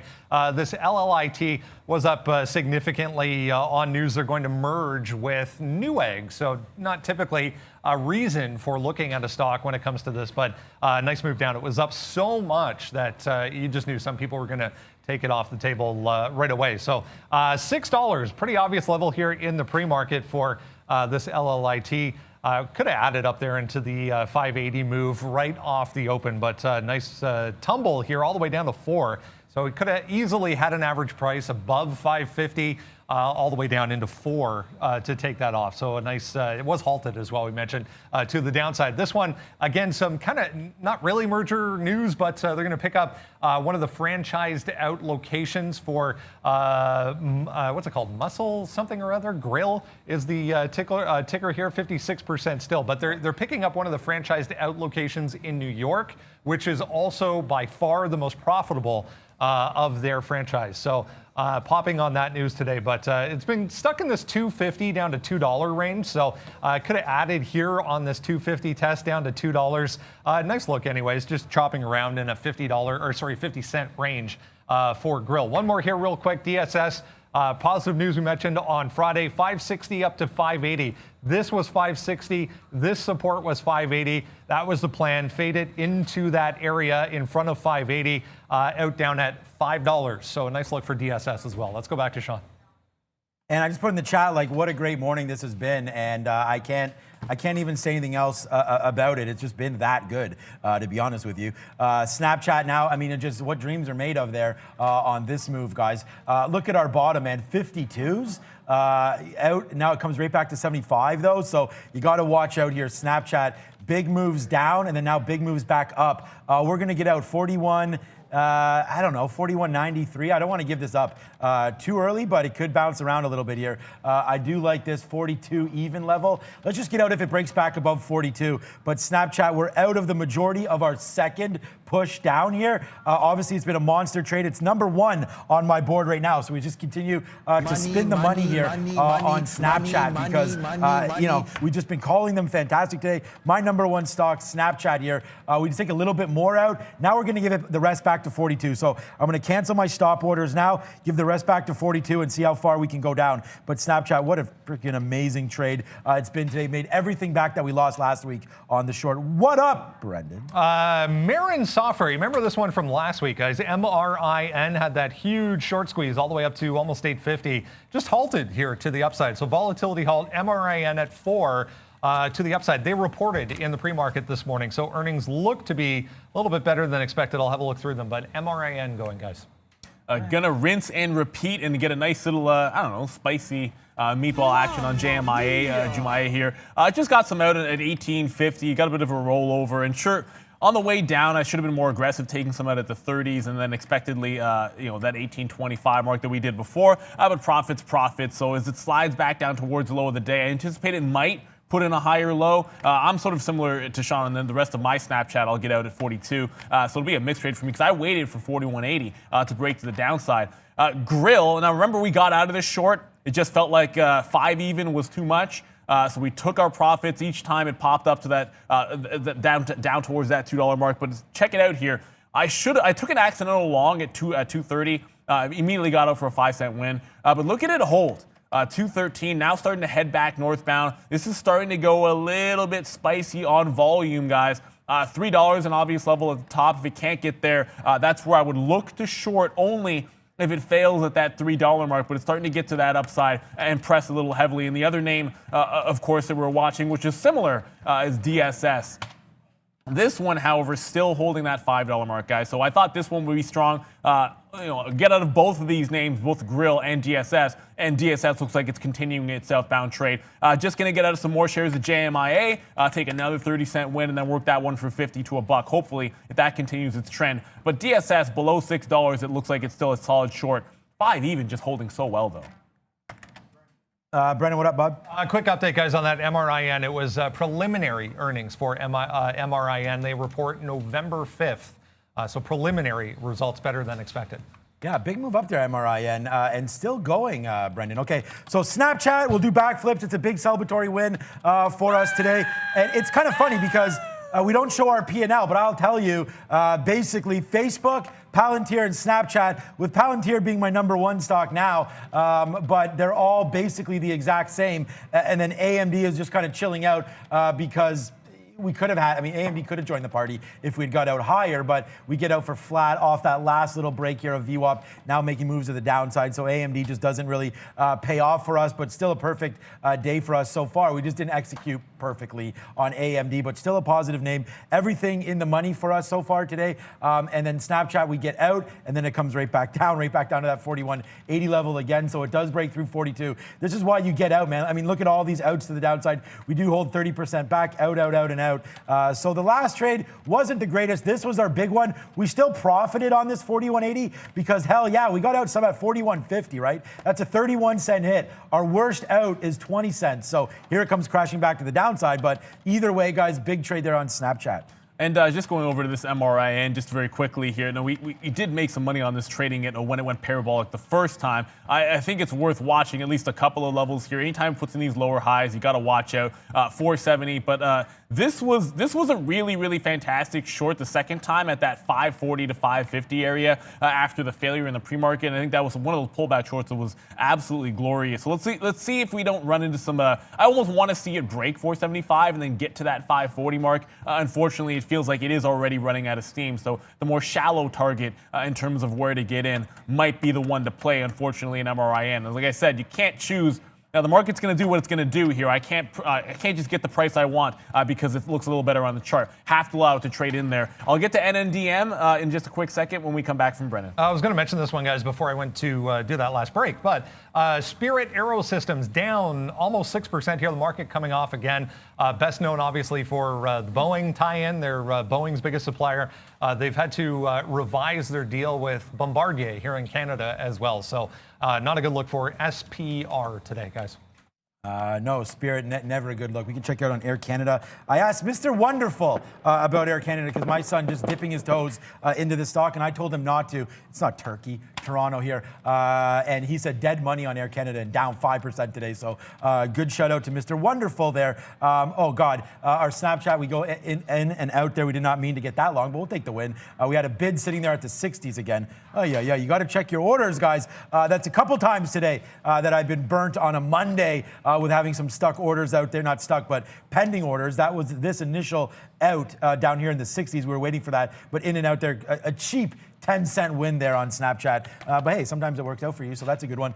Still falling, man. I don't know where we'll pick some more up. We did get out maybe 41.50 break, guys. Let's take a look at that. Yeah, and I'm going to get some shorts on that MRIN. 4 was the whole price, so if it breaks down below there, I like it, but I want to update you guys on JMIA. I did take some more shares out in front of that low. It literally just bounced off my 18.10 order here. So what I'm going to go ahead and do is forget about being passive with that, just a bit of an adjustment here. If it does break back up above 18.50, I'll lock in the profit, but I'm now going to go manual with this trade. If it starts to bounce off this low, I'll just get out manually somewhere in the 18 to 18.15, or maybe this one just continues all the way down. MRIN just ran upside here. I thought it was about to break 4, so I was ready to go short. Looks like it's breaking back up, so we could get that 450 price area, maybe that 470 as well. I like 550 even better if it gets there. Brennan, what's up? I just noticed this Genius Brands, guys. We haven't looked at this one for a while, but fading off again today, down 6%.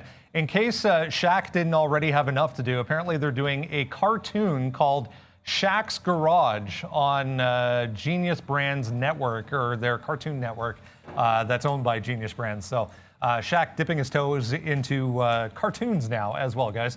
Valeria is watching what is going on over in Europe. Time change happened over the weekend over in Europe, so 2 hours still to go in the trading session in Europe. V, what's up? Hey, Brandon, European shares fell today due to rising coronavirus cases. SAP company shares that are primarily listed in Germany fell more than 20% after it abandoned medium-term profitability targets. Back to you. Yeah, software names under pressure, guys, because of that news. Just checking back in on MRIN, and it's like, this is the second time I've seen it dip down right to that $4 mark, and then on a dime, it turns around. It's not as if there's a gigantic buyer here on the level 2. It's finally trying to go. But as you see, when it breaks 4 even, lack of an offer down there. We talk about this when it comes to failed breaks, that even though you see on the bid it's gone, you don't get any action below it. So I did jump into the short here, but that's one of the reasons why it can be a little bit tricky on these breakdown trades. I'm shorting the break. But the fact that it just made that move and it couldn't offer below, I'm not going to give it very much room here. Only going to give it to 4.25, because when you see that, that's a bit of a trap. So you don't want to give it that much in terms of a break to the upside, because I think if it starts to go here, it's got a lot of people that were caught in that trade, and that's why I don't want to be digging in too deep. But just to give you a quick look at that level 2, I did get the short. I talked about getting the short if it broke 4 even. I did take that shot, but only giving it to 4.25, not even to this little top here at 4.35. I'll allow other people to stop out a little bit higher. For me, if it couldn't offer down there, I don't want to give it too much room. Okay, we're going to give Boeing some room, about $1 and change, which isn't much. Okay, so Boeing does take out the bottom 162 there. We do like that. You can see it's down 3+%. It goes right in the money for us, like barely, about 30 pennies before coming back up, or 20 pennies. But we are short. I don't know how we got short 162.03. We were waiting for the break, but I guess it must have broken. We got some market order back. Look at the size here, 162 and change. So watch out. If it break, there it goes. See, that's what's happening. It's breaking and then somebody's coming right back. So right now we are short 162 here on Boeing, with some downside targets of, like, honestly 160. I guess I got to show you a daily chart here, as where we're talking about here. This breaking spot, and maybe I can zoom in a little bit more, right here, 160, 158, 159, 159.88. So we'll put a little bid around 160, see if we can't capture $2 on Boeing. But right now it looks like a decent trade, with my target out about $1 worth of risk up to 163. So we're short right now 162, letting this one work out for us. Palantir, though, we tried to get more at 64. We missed. We were sitting there, but it just didn't hit us. Down to 164, right back to view up. Take some out of this one, guys. Palantir, let's go. Brennan, what's up, bud? Just seeing a couple of comments, guys, coming from White House advisor Kudlow. They're saying that there's certain parts of Nancy Pelosi's plan that are still that's a different chart, guys. We can get rid of that.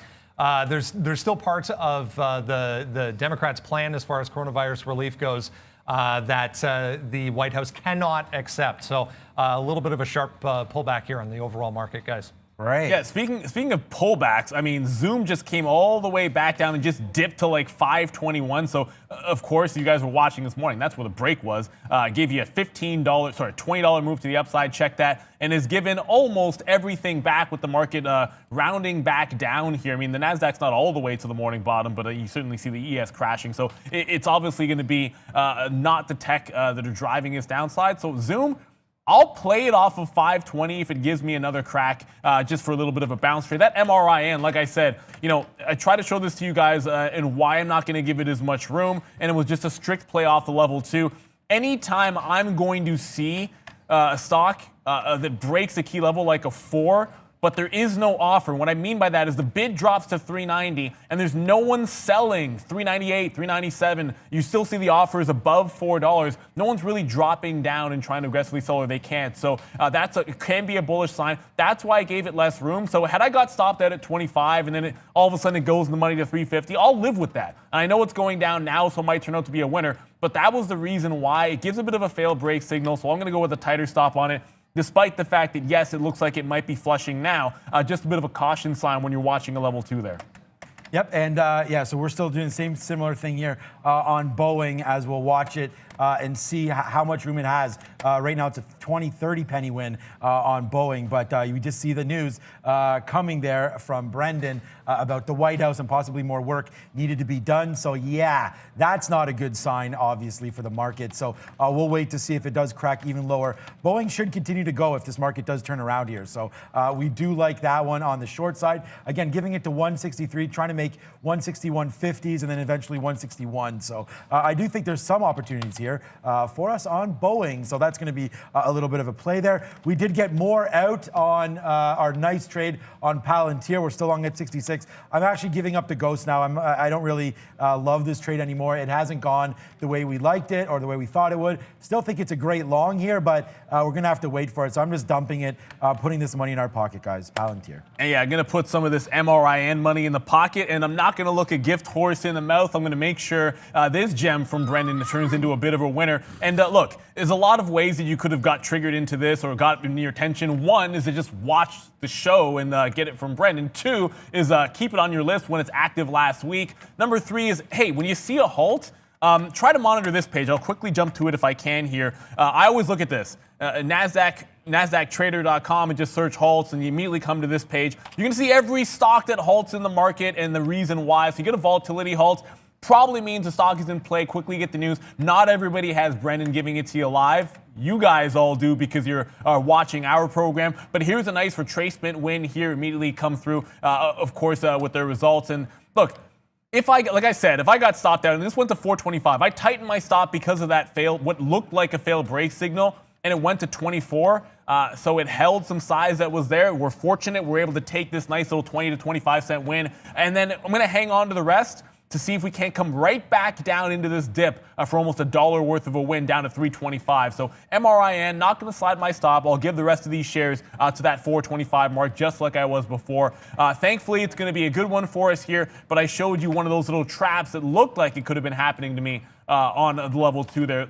Fortunately, a win anyways. Brendan, what's up? Name we mentioned from time to time, Momo, guys, a little Chinese-based dating app back on radar this morning. Apparently, the founder of the company, this gentleman, didn't see a name, but has left. So the founder of the company has left because of this move down. We had earnings that were worse than expected. Forecast was really bad. So Momo higher today, trying to break this consolidation on that news that their founder has stepped aside. Guys.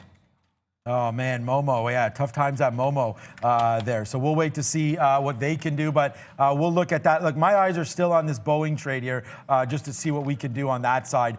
Downside right now, it looks like on Boeing. You can see the market, but we're 50 cents in the money. I just think we can get more. So those of you that are watching out for this trade, Boeing still got it and still like it. It's still going to the downside. We did go down as much as 50 cents, like I just said, in the money, but looking to get a little bit more if we can. That is Boeing on the downside. Just got to give this some time, guys. Yeah, and speaking of giving some time, I mean, like LLIT, which is a fantastic short. I think you saw this one on the small cap recap. Also, Brendan talking about a pre-market. It's trying to bounce off a $4 level. It's been a couple of times here, which psychologically it was a 40-cent stock, so why not have $4 hold? Whatever, that's 1,000% to the upside. The bit of deal news here. I'm going to be shorting this one in front of 5. You did have a halt price as well at 480 to work with, but if it does try to pop back up through $5 or anywhere close to it, I'm going to start working a short on this name. MRIN is starting to find some bid action at 380. Once it ticks down below 375, I'll start taking more shares off in front of 50 and then 3/4, which is my target. I've neglected socket all morning here, but this is one of those, not necessarily a day 2, day 3 type plays, but rounds off this top. I start taking it in the mid-30s. The rest of my shares I get right at 40. It's already gone parabolic and giving you a pullback trade, and so all I see is look at this breakdown at about 250, 260, holds that 240 to 260 range, 250 in the middle, that's pre-market highs. I'll give it to that and then see if it can't continue its retracement, which was an easy one on Friday if you caught this. I mean, it was just stair-stepping down all morning and then couldn't get out of its way in the afternoon. So I'm short this one at 38 off a 250 level. So it either breaks down and takes out 220 on the way back in to that 2 even, or we lose about 10 cents on that trade. MRIN about to break 75. That one looking pretty good. And Jumaya is still holding in the money, just running out of steam just a little bit. Yeah, some of these moves are running out of steam now, but you see this big move down here on the NASDAQ. So that continues to happen, but now it looks like we're getting some steam to the backside now. And that reminds me, let's go back over to quickly to Snapchat just to see what they're doing. And I think we picked a great spot here to start to look short. We captured the profit, and then we got baby long by accident and out. And now you're just bouncing around. So that 42.20 continues to hold here on Snapchat. So I do like that as a possible long. If we do break back above 42.20, that is Snapchat. But wow, this day has just continued to motor along here, guys. It is Sector Watch. Yeah, look at that screen. Nice and red. Don't like to see that. With Brendan at the big board.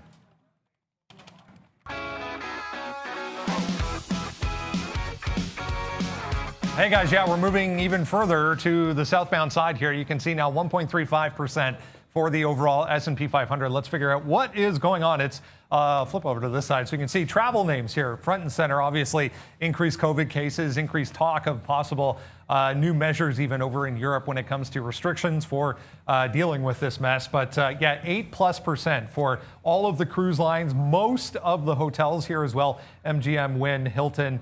There's Marriott, LVS there as well, kind of 2 to 4% to the downside for all of the hotels, but all the cruise lines, 8+% to the downside. Talked about Hasbro there, 8+% as well. After earnings for Hasbro, we saw the same thing with it was the other one last week, but it was actually positive. Under Armour on here as well. I wanted to mention Under Armour apparel maker also in trouble today. All of the banks, and I mean every single name in this group, in negative territory in a big way today. There are a few that are trying to go positive here, but the banks really leading as far as Decliners are concerned so far today. Tech shares are under pressure. Oracle, DXC, and ACN among the leaders there. Oracle down 5% on the SAP report. XRX, HPE 4+% as well. As far as the equipment makers are concerned in the tech group, look at the energy sector as well. The entire thing here, very, very negative so far for energy stocks.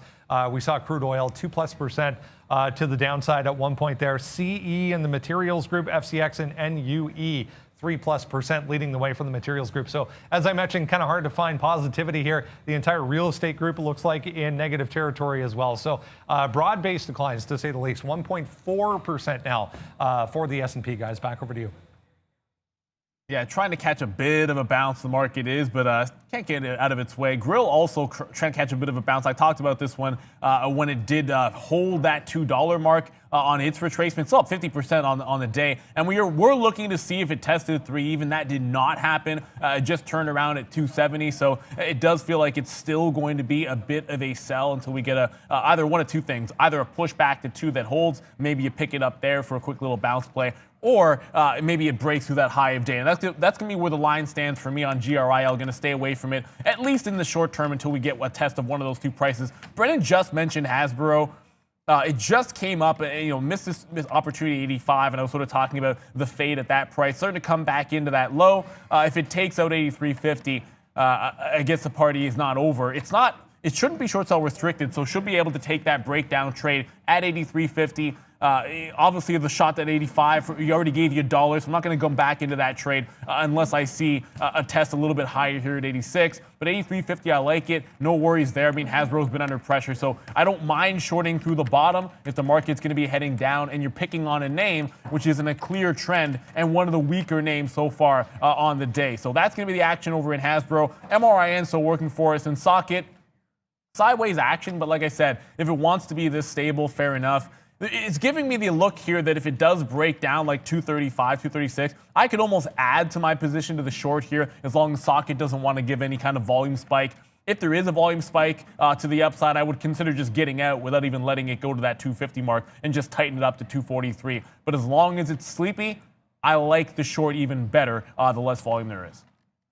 I was just looking at Microsoft, but I see the NASDAQ is trying to come back. I mean, everything kind of looks similar, right? What you're looking for is like a break, like so you get a lot of consolidation down here, in the market right now, and then you're just looking for the chart to work.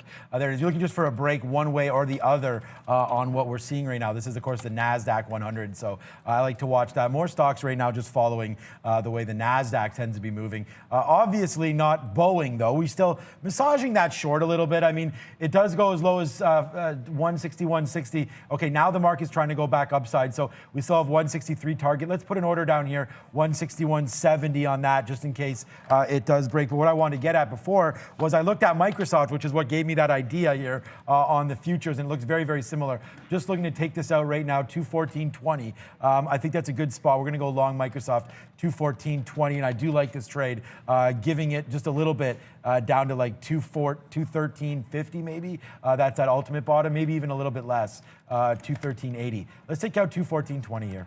Yeah, just a reloaded one more time in JMIA, and it's, look, I mean, every time I'm getting in the short, it's a little bit deeper here. So first time was 1880, the second time we're taking 68s and 60 and 70s. Right now we're taking 60s to the short side, and every time I do it, it's going to be for less shares. But I still look at this $18 bottom, which is kind of held. I want to have something on board if it breaks. I want to take profit off if I can in front of it. So I'll continue to take 30, 40-cent wins. And then if we get an 18 break, hopefully have at least a little piece of this party to the downside. MRIN, same story, but 380 continues to hold. So I'm not digging into that one, given I sort of talked about the reasons why I felt like a bit of a trap. So I'm not going to reload on that, despite the fact that I like it in JMIA. We're going to be one and done on MRIN. If it goes back above 425, I'll just cover that trade. JMIA for now looking pretty solid. And like I said, Socket, another nice little name there. Haven't gotten any action in Hasbro to the downside just yet, but it is still sliding towards and holding that bottom. If it does flush, if the market goes here, test 3,400 on the ES and Hasbro's taking an 83.50, I'll be jumping into that short for sure. It should go SSR very, very quickly, guys, if it does break that 83.50. So if you don't catch it on the north side, you're looking at a short sell restriction where you have to wait for an uptick to hit that bid. All right, I'm just getting the Microsoft order locked and loaded. Look, we went long, and then the market tanked there. So I don't know. The high of that move was 26. We got in at 22, so we are long Microsoft right now and just waiting to see. And of course, Palantir. I don't know why I keep waiting at 64 because we missed it there and then we missed it again there. So let's put our order to 65. It just keeps doing that move. We are long Palantir, 4 cents in the money. And our short Boeing just is not doing anything. I told you I'm going to put an order down here, 161.60, just to get some out. It's bounced off there a couple times. So we will cancel our lower Boeing order and then put one around here, 161.65 or so, just in case that's exactly where it drops. So maybe 67. I don't know what's going on there, but we're going to put an order there as well. Our Microsoft out will be somewhere on these breaks, so 213.70, and then ultimately at 213.50. So giving Microsoft some room to go here. It's close to 11 o'clock. We do have some risk on here. This will be, a hit, and it will hurt us, but we like it. Microsoft still long, 214.20, guys. And just very quickly, I want to jump over to the LLIT. I did get into these shares here. Hasbro broke the bottom, so I got that short. But LLIT in front of that $5, I'm going to be fading that trade. It gets a bit of a bounce here that we take advantage of. I can't believe we haven't done it. Is this really true? But I do want to drop this one. Why? Because you can see my ridiculous face. And look, we're dropping a video today. And look, we show you guys live trades all day long. Well, all morning long, 9 to 12. We even tweet out some things in the afternoon that we're trading in. The reality is trading is not easy, even if you have profitable days and it seems like it's exciting and all that great stuff.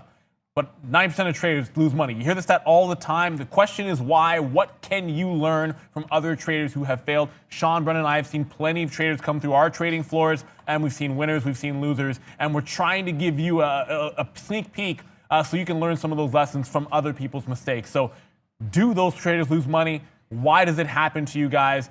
Check that on our Market Wisdom page. It's a very, very important video to watch because, hey, obviously you watch here and you see some successes. We try to show you the winners and the losers so you get a good perspective of it. This is why that video is an important one to watch. LLIT, just jumped into it here. I just mentioned a couple seconds ago at 68. A couple of legs. I wanted to take more shares in front of like 85 with a 5 stop out just to see if it retraces back down to that 4 and starts to get range bound. I'd like to play that range, shorting in that 475 average price range. So I started here in the mid 60s. I'd be getting out in front of 425 if I can, and then not going long in front of $4. I'm not going long in the stock today, even though it looks like a decent bottom for now. So Microsoft, obviously the market breaks, and there it is. It breaks through there, and Microsoft breaks as well. So 214.20 out 75. Can't really control the market there, but we do go short side. Fortunately for us, we make that 50 cents on Boeing. We do have more shares on Microsoft, but there it is. Boeing out a little bit there. Now we'll hold the rest and see how low we can go. I still have 160 targets for Boeing, but 162 in, 161.68, just like we said, 67 or so out, right at that little breaking spot there. So Microsoft does come out and we fall on our face on that one, which is okay. We do obviously want to give you guys all the winners, but sometimes we will get hit there. Next out on Microsoft, the day's low, which is coming right now. This is going to be a hit on Microsoft. So we will, guys, get caught with our pants down a little bit here. Whatever, I would say miss the boat as I just missed my punch on the key there. But here we go. Downside on Microsoft, missing on that one. Watch out, pick me up. What's up, Brendan? Another one moving quickly to the downside here. Midcon, anyone watching this? MCEP just popping up on the downside. Apparently a merger here with Contango Oil and Gas. Not seeing any of the details yet, but I'll keep looking at that. But MCEP, big move up to $3 and then right back down to $2.50 on significant volume. So Midcon, guys, MCEP. Wowzers, and we'll go with a yeehaw. This JMIA just over and over again. Just short the pops. Every chance you get. We short this one into 1880. We shorted at 68, 69s. Shorted again here at the low 60s. Got a 60 entry even. And again, just take it out at 18.25, so 35-cent win. We've basically been going for those 30, 40-cent winners on this name, and if it holds 18, I'll just rinse and repeat it until it stops working, but it bounces and fails the VWAP every time. So if it breaks 18, I'll still have some shares on board, but it's been the scalp trade that's the most successful on this one. I do have to get over to Hasbro, though. It did break, like I mentioned to you guys. got into that short break. It gave you a shot for like that quick 25-cent scalp. I didn't take it, and I feel like, man, it's 11. I should have taken at least a third of it off for the scalp trade. Then it would allow me the opportunity to add to the position when it popped back up at 84. That didn't happen, so I was just going to hang on to this one if it breaks the even dollar. That was a bit of a consolidation point earlier. Hasbro already down 9% and continuing its little flush to that little downside. MRIN is bouncing back up, so I want to come back over to this. The reason why you take profits is it's an upward trending stock with positive news. So when you're playing a rollover, you don't know exactly how far it's going to go. So I do take profit down in front of that 375. Like I said, I am still hanging on to about a quarter of this position, which I'm going to give. I was going to give to 425, but if it bounces off VWAP here, I would tighten that up to about 410. It's already 1050, and that means we got to get over to Brendan. Time for Money Talks.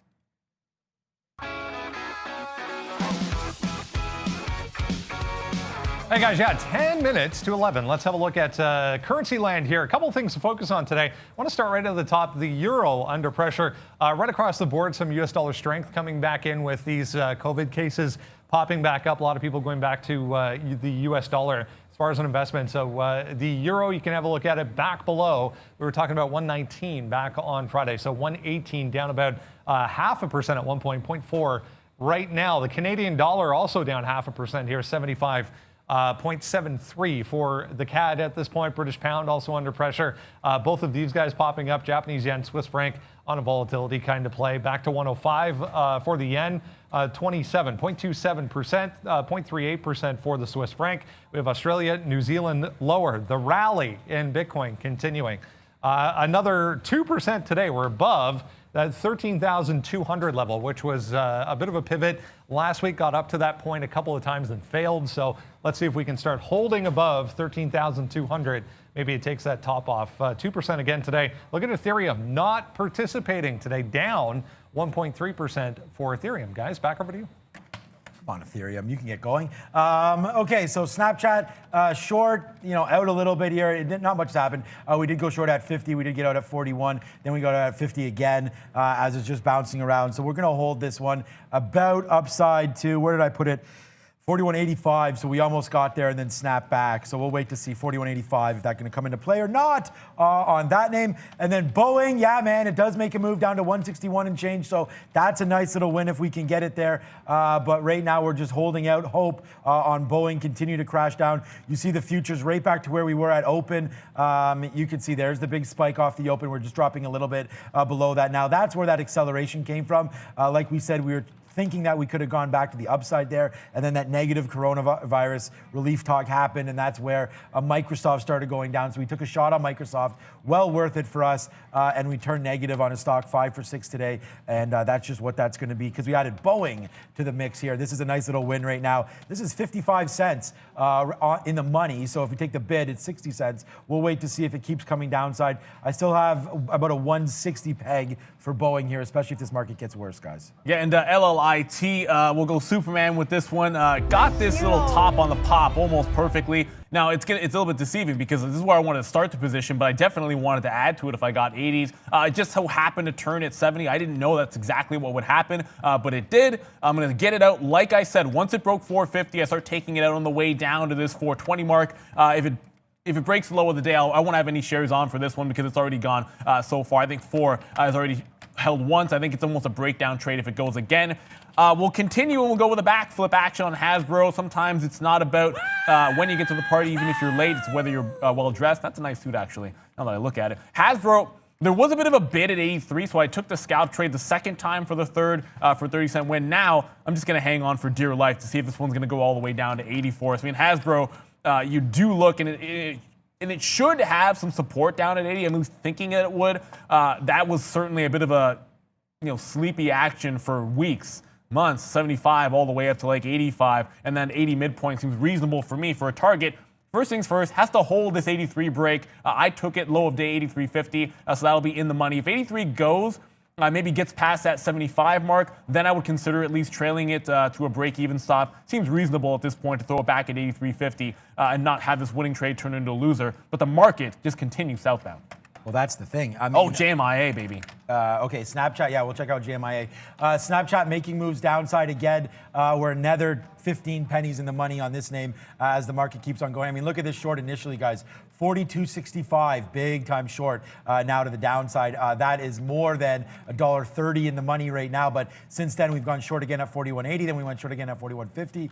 Now you're back downside 30. Let's put an order down here, man. 41.20 or so. See if we can capture a smooth 30 cents on this one. Yeah, the only thing that keeps falling down is Microsoft with the market down. Should have gone short instead of long there. But it does break out the top, and we take it and full responsibility for that one. And now look at this. Still making moves downside, although Snapchat kind of bounces there. Let's put a bid at 41, like maybe 41.31. See if we get about 20 cents on that before making the moves. I mean, I'm surprised it's not making moves even lower right now. So let's take this off. Boeing still, guys, 70 cents in the money. So we'll hit the cowbell on Boeing. We did take out half right there at 161.60 because it bounced a little bit too much. Now we're downside. This is possibly another spot where you could take some off depending on your shares.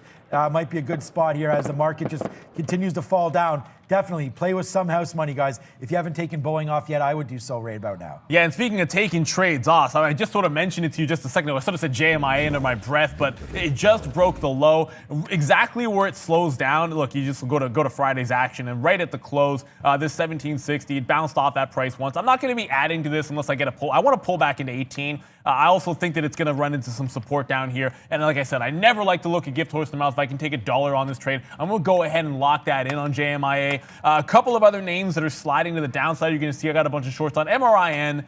It's still running into support. And I just don't know what to say about this. I really thought, if it tested back up to 4, didn't break that 425, we finally get this 375 brick. I even have orders out just to see if I can get the rest of these shares done. Stock's still up 10%, of course, and Brendan gave this one to us. But the retracement stalling out at 375. It bounces again. I will tighten this up one more time, and maybe, like I said, instead of 425, give it to like 405, 410. This one can't get out of its way. I want it to get out of its way and start falling to the downside. 375 would be a good target. LLIT, I still have some of this on. And here's the breakdown to $4. Like I mentioned, I want to try to get flat in front of 4 if I can. Still holding a 468 short, so it's about 50 pennies in the money. And there were better trades to be had, I think, this morning on LLIT. But if I can take 50 cents at this at 11 o'clock, I'm going to go ahead and do it, and then go with I don't know, line them up, knock them dead, do whatever you want. Now that it's broken that 450 and then testing that bottom, I will go with my stop and sort of not give it to $5, only give it to that 450 mark. So no matter what, LLIT, the last of these shares, will be a winner. It either breaks 450 to the upside and I get like a 15-cent win, or all heck breaks loose when it breaks 4 even and I get an even bigger win than that. Okay, so we did take out that Snapchat, which was a good one there. We got some 31s or 32s, as we said, but now you're seeing the market heading back to the north side here. So we're still going to give it the same kind of trade, 41.80 or so. So that's still got a little bit of room to go there, 41.80 on this trade. We do have right now, although European time has changed, we haven't changed our update time, so it's Valeria at the big screen with European updates.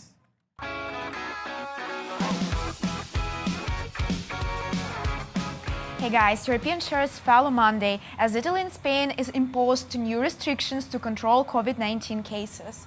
Italy is down 1.07%. Germany is down 3.03%. Britain is down 0.48%. Shares of AstraZeneca that are primarily listed in London are up more than 2% as it resumed its trial of experimental COVID-19 vaccine. That's all with Europe, and I'll keep you updated. Back to traders. I just want to jump over to, we just talked about Europe for a split second, and I want to go over to SAP if I can in Germany, because it's a primary market. I mean, when we looked at this name, look at it holding $100 even. I sort of talked about this and thinking, okay, we'll get a nice little bounce maybe off that level and you can short it at 102. I don't suppose breakdowns come easier than this when it takes out this 99.50 area. You give it back to 100, and like I'm giving you the stink face because probably should have jumped into the short party on SAP here and piled in, and obviously gave you a $2-3 win if you're looking at it here. You can trade it, of course, in the U.S., so that's fine. I just wanted to show it. We always look at the primary market, day trade the world. We have I should know the exact number of markets we have. everyone that I can think of, basically. So I like to trade the primary if I can. That's why we looked at Germany. Let's go back over to MRIN, which it's about time is all I got to say. Thank you for finally breaking 375. So the rollover is in play on this stock. Been hanging on to this one. Breakdown, pull back, hold 425. Thank goodness, because I tightened my stop from 435 to the penny. I just barely held on to this one. Looking for a 350 move and then down to that 3/4 mark, and then we'll take the rest of these shares out on MRIN. Hasbro is running out of steam as well. It did give you that 83 break. Let's sort of zoom in here so you can see just a little bit more. It did give you that 83 break. Now it's held several times at 82.75. My stop is not break even, but 83.50. So I will lose 15 to 20 pennies on this trade, depending on slippage, if it does break back to the upside. So late to the party in Hasbro, one scalp trade. Looks like it might run out of some steam here, despite the fact the market is continuing to that downside. Yeah, the market sure is continuing to the downside. We're feeling pretty good here. We did short some Snap again on this move up in the market before. Now it's fading right back down. So we do have Snap short again. Some bids here, 55, 56. We're back short again, 72 rate. Give it to me. Yes, sir. Bang. There it is. A nice little raining down the money here as we make a mistake on Microsoft and go long, but making it all back now here as we short Snapchat again. We wait very, very patiently for that rip to happen and then take more short there and then get them. I mean, this is a beautiful trade. 72s. We just got out 55s there on Snapchat. Stick with what's working for us today. And yeah, Snapchat sure as hell is working. That's my #1 stock today. Now, after that, we still have Palantir. It's still doing nothing. We have adjusted our order. It does come all the way to VWAP. Watch out, man. I mean, if you're going to break through 60, we'll be out of Palantir. We're going to take another little more long, another baby long at 65 if we can get it. See, look at that. Like, we're bidding there, 65 and missed. So was I? Yes, I was. So just to make sure if it comes back down and goes through us, then we'll hit it. We've adjusted our bids from 64 now. So I do like Palantir, but watch out. If you break this 60, I'm going to be all out of this one. It's just bounced around just too many times for me to be comfortable with it. So that's Palantir. The only mistake today is Microsoft. Facebook, though, does come flying down through. I tweeted out this level. 285.25. It comes to it on the nose and then drops back down. So good level. We didn't get long or anything, but that was a good level. Look at the futures, guys. Puke City here, 20 cents in the money for Snapchat. Cowbells, wake up, 25 cents, 30 cents now in the money on the downside here for Snapchat, guys. And watch out for Zoom, which is starting to come back and test that 521 finally. It hasn't really broken it yet, but the market's really starting to slide down. If Zoom holds, this could be the one to pick up to the long side. You can see I'm basically looking at some shorts here. Hasbro's back in the money for us, about 30 pennies only. But LLIT does continue its flush. MRIN continues its flush as well. I do want to jump back to the airline space just very quickly here because American broke that 12 even price, and as the market continues to slide, I'm going to take a shot here just in front of that 12. It's very, very late. But if it does pop back in and cannot break that even dollar and the market continues to go, it's sort of an easier risk to reward type of trade where, depending on your average price at the time of a break at 12, maybe I'll have, like 90 to 90. I want something in the mid 90s, obviously. So start at 92. If it goes from here, fair enough, I'll have 92s. But I would like to get an average price of 95 in front of that $12 mark, in which case I'm risking 5, and then just see how far it goes because I can't tell how bad this is going to get in the markets. We're only down 1.8% on the ES.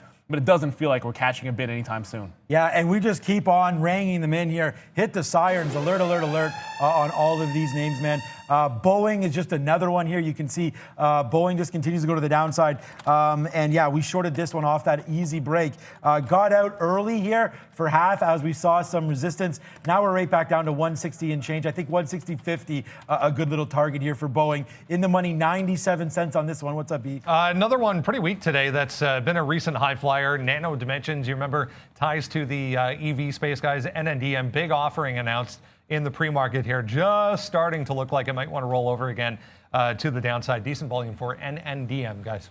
I knew I forgot to get something. I just sort of mentioned it. I know we went to, I think we went to Brennan actually when that name did come into play, and it was because of this level of a rollover at 330, why it sort of piqued my interest. Obviously, it's down 15%, so that means I need an uptick to be able to catch this one on a 330 break, but you take your shot at it. If you try to hit that bid when it breaks with a stop order, it either fills you or it doesn't, but if you don't put the order in, guess what? You're not going to get the shares anyway. So I'm looking at that one through the downside. I did get 92s on American Airlines, and I will add to that position if I get the opportunity. Sean said it a couple of times. But worth reminding everybody here that coming up, we try to give back to our members to show you as a bit of a thanks. And today we're going to do it again. It's the last Monday of every single month. We do a Q&A session. So check that out at 12:30. We'll all be there to answer your questions. So come right when the show is done. Of course, check the video on our Market Wisdom page and then jump right on over into this Q&A session available for all of our members. And I hope you guys do enjoy it. My order is in on NNDM. Now we just got to see if we get that little fill. Bit of sideways action here on American Airlines to allow me to get into position. And like I said, I'm willing to add to this one in front of 12. If it just continues to slide, great. We'll just hang on to it and sort of scalp this one to the downside. If it breaks 12 even, only risking about 5 cents when we base our average price should be about 95, half 96 in the event that 12 does break. Okay, Palantir there, making moves to the upside. We do get our fill finally at 65. And again, this is just part of the strategy. Give it to me. Boom! There it is again. Another chicken dinner winner, man. We're getting excited here. And we finally get paid off there as Palantir goes 65 up to 68, now to 69. So we take out some 68s and some 69s. A nice little reload down there and out at 69, 68s and 69s. Look, it seems like it's only 3 cents. Like, why are we hitting the chicken dinner winner? The reason why is we have direct market access. So we don't pay for any of these trades, or depends on how you get the trades. But, adding, removing liquidity. Sometimes we do get paid to add liquidity as well, and sometimes some order types even to remove. So scalping back and forth. Look, if you're going to pay like $4, $5 a trade, and you only have 1,000 shares down here at 65, you may not want to get out for $40 or 4-cent win, right? So you got to sort of play your own book. I'm scalping here and just watch your share size and trade appropriately. I try to tell you when we're trying to make moves. Okay, Snapchat to the downside. We got out of that. We only have 30% of this one left. And then Boeing, I just put the target, that's AMD tank there. Maybe I have to get long. I did put the target here online, 160.60 down here, although we did drop to 160.80. If these futures fall down, I think this is a good target right around here. Let's see if we can take a smooth $1.40 here on Boeing, guys. And just watch, Zoom bounced off 521 again. It does feel like it's trying to make a bit of a bottom. If it does test one more time, I'll give it a shot, maybe like 22 halves along in front of 21s for a bit of a bottom pick on Zoom. But Brendan's got something for us. What's up there, Brendan? I just wanted to show you the VIX, guys, the volatility index here, kind of breaking this resistance area that we've had for quite some time. This is going back to August. This is September. September was 30.50. So we are above 31, approaching 31.50 here. On the VIX, so kind of cleared that last little resistance to the upside. So volatility definitely spiking a bit here today, guys. Yeah, and look, you get that happening, you're going to see a bit of sell action and maybe expanding some moves in terms of volatility. Yes, sir. A stock which is trying to expand to 10% down, very, very close to it, Hasbro, looking at like it's going to test this bottom here, 82.77 one more time. If it breaks, great. We already have the short on at 83.35. Then we'll look to take off about $1 on the next little third and then just see how far it goes. Obviously don't have really any targets until you get to like an 80 even mark, and things get really, really crazy, I suppose. 75, I don't think that's really happening today. The move is already 10% downside on Hasbro. So like I said, we've got our short already on. Looks like it's going to be a decent one. LLIT tried to get down to that $4 mark, of course. So we had the shorts in the 60s, took some off for a 30 cent win, and then down here for about 50 pennies, just a little bit more than that. If it breaks 4, great. We'll have a $1 winner on our hands. Unfortunately, it has held multiple times now in front, and this is a higher a low that's 410, and then down here at 407. So it hasn't really even tested that 4 even. If it cannot break it, I'm going to tighten that stop up to that 450. Just make sure, like I said, we lock in profit. Okay, and we're watching this market try to get going here, but it doesn't want to, man. It just keeps on falling back down, so watch out for the NASDAQ here, trying to get its wings about it. We did take some more out, those 67s now, off of a 72 short. I'm just wondering if the Snapchat move is maybe done now. I don't think it necessarily is, but again, we only just Like, what is going on here? Like, come on, just cancel. 41.80. I just got to change my order type here to get out of this one. 41.80, 41.90 or so maybe on Snapchat. We've already captured all the profits, so we'll give this one a little bit more back side. 41.90 or so on Snapchat. Boeing's getting close, man. It dipped down again, so I'm going to change that order to 160.80 here, or 160.80, 85 or so. See if we can't take out about $1.20 on this name. Boeing just keeps resisting. We did have a big move down. I think 161 maybe. Let's take $1 actually on Boeing. I don't need this market to retrace itself back. We already have the coronavirus news. And there goes Palantir, guys. Wow, like we're feeling, honestly, today, a little bit like Superman on this because, you know what? We'll just do roller coaster because that's the way Palantir's been today. Back down and around. Look at these bottom pickups. Ta-ting, ta-ting, ta-ting. And now out again, right at VWAP. I'm going to definitely be tweeting this one out. Follow us all at Trader TV, Sean, at Brendan, at Neil. But coming up, if you're a member, it's $5 a month. Sign up now if you're not. You know how to find us. It's coming today at 12:30, about an hour of Q&A. So we're distracted here. We're trading. We're not going to be distracted taking your questions all at 12:30. Put them in the chat. We'll do them as we see them. That should be a real fun one. Members only chat, guys. Up 8 pennies now, 10 pennies in the money on, or if it gets to 75, 10 pennies in the money here on Palantir. Good trade, guys, going on that one. Snapchat also trying to make some moves to the backside. What's up, Bren? Just seeing this Joy Inc., Joyy. This is another Chinese social media platform. Formerly YY Inc. It looks like YY.NQ, which is Joy Inc. Just popping up here on a volume scanner. Just went from 89 to 90. You can see the volume coming in here. So we just cleared that high for YY, guys. I trailed out, like I said, on Hasbro. I moved my stops at A350, so you lose 15 pennies, make 30. It is what it is. We'll basically be close to flat because we had only a third out, so the math almost perfect there. But watching DSS here, we did have a couple of breakdown shorts. You can see hard bottom is the $5 mark where I was taking a bunch of shares off. The last trade I take a hit, even though it would have been a winner. And this is why. It started to look strong. I wanted to make sure I got out of its way. On volume, back up to that $6 mark, but it's really still 685 top, rollover right here before the open at about 650 and change. If it cannot get back up there, it's still going to be a short for me. So you're seeing a hard turn. It's trying to make a move upside. I'm going to wait patiently. It's at 650 to 685 range that I would think about shorting again. If it takes the top at 685, that could be a potential breakout brewing. And $5 will remain a hard level for us there that we can't get through. So I think that's worthy of at least a little bit of a bid in the afternoon if you want to catch something. MRIN, this one's starting to work again for us here. No reason to take this one off for me here. I've already taken profit in front of 75. It gave the break. Couldn't get back up to 4. Now we're going to ease off. Just got filled down there at 57. So we'll go ahead and take the 50 penny winner. And I still have the rest that I want to get out down here at about that 335 to 3/4 mark. See if we can't get ourselves a nice win for about 70 to 80 pennies on the last of our shares of MRIN. I described to you, as this trade was happening, I liked the break of that pre-halt level. When it consolidated and couldn't break that 25 up, I grabbed some more shares on that short retracement trade. So MRIN, a nice little win for us. Took a little bit longer than I expected, but you got to be patient. Then you can do these guys, those backflips. And a nicely designed suit there. Yep, Neil liking the suit, and I think it's a nice one as well. Okay, there we go. Out of Snapchat, just watching that one fall back down or fall in. I just tweeted this out. This is what we're talking about. Palantir, in all the way. In down here again, and then out VWAPs as we go. So that's a good trade for us. Out of some Snapchat, that's the last 20%. We talked about that one breaking through 41.90. Great trades happening everywhere right now. What up, Pete? Still not seeing much, guys, on this Co-Diagnostics. Remember, their big claim to fame over the past couple of months has been their test kit, their COVID-19 test kit. So spiking cases, more people possibly getting tested. So CODX having quite the day here, 13%, coming up to day highs. Just broke $14 again for Codex, guys. Codex, just a moving.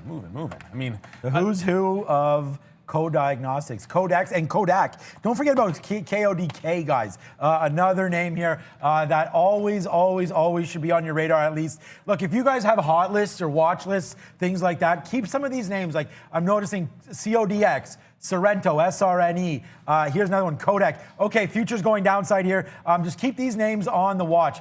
Here we go, futures downside. So we did get out of our Snapchat. I'm wondering if it's a good spot to reload maybe on Snap. We'll take some more looks at that one. Where's Boeing? Boeing, we're about to get out of Boeing. Do we want to? I don't know. 161 and change. We'll see if we get out. Take a clean dollar on this if we can get it. We're waiting in the teens here at 161. So yeah, that's going to come to the downside here. We absorbed this move up, but let's take it off. It bounced around 161 just too many times.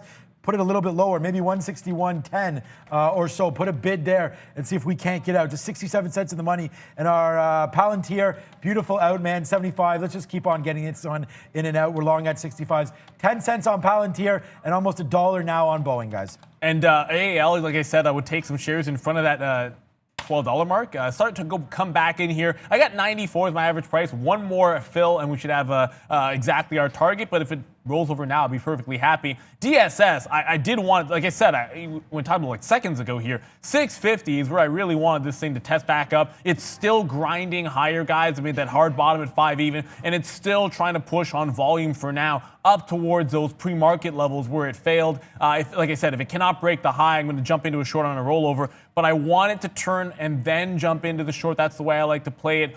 So for now, not going to be taking any trades on DSS. I don't want to get trigger happy here. It's 11:16. You want to pick your trades very, very carefully. I want to update you guys on LLIT. I went over MRIM, which is going well. But LLIT looks like it's just starting again to slowly go back to that $4 mark. So I still have this on, and I am still looking for the dollar winner if it breaks $4. No reason to get out of it, no reason to make an adjustment. I did slide my stop already to 450, so this last third cannot be a losing trade no matter what happens. But when it's putting you to sleep this time of day and you're in a retracement short, sometimes that's a good sign. And I feel like that's the case here with LLIT.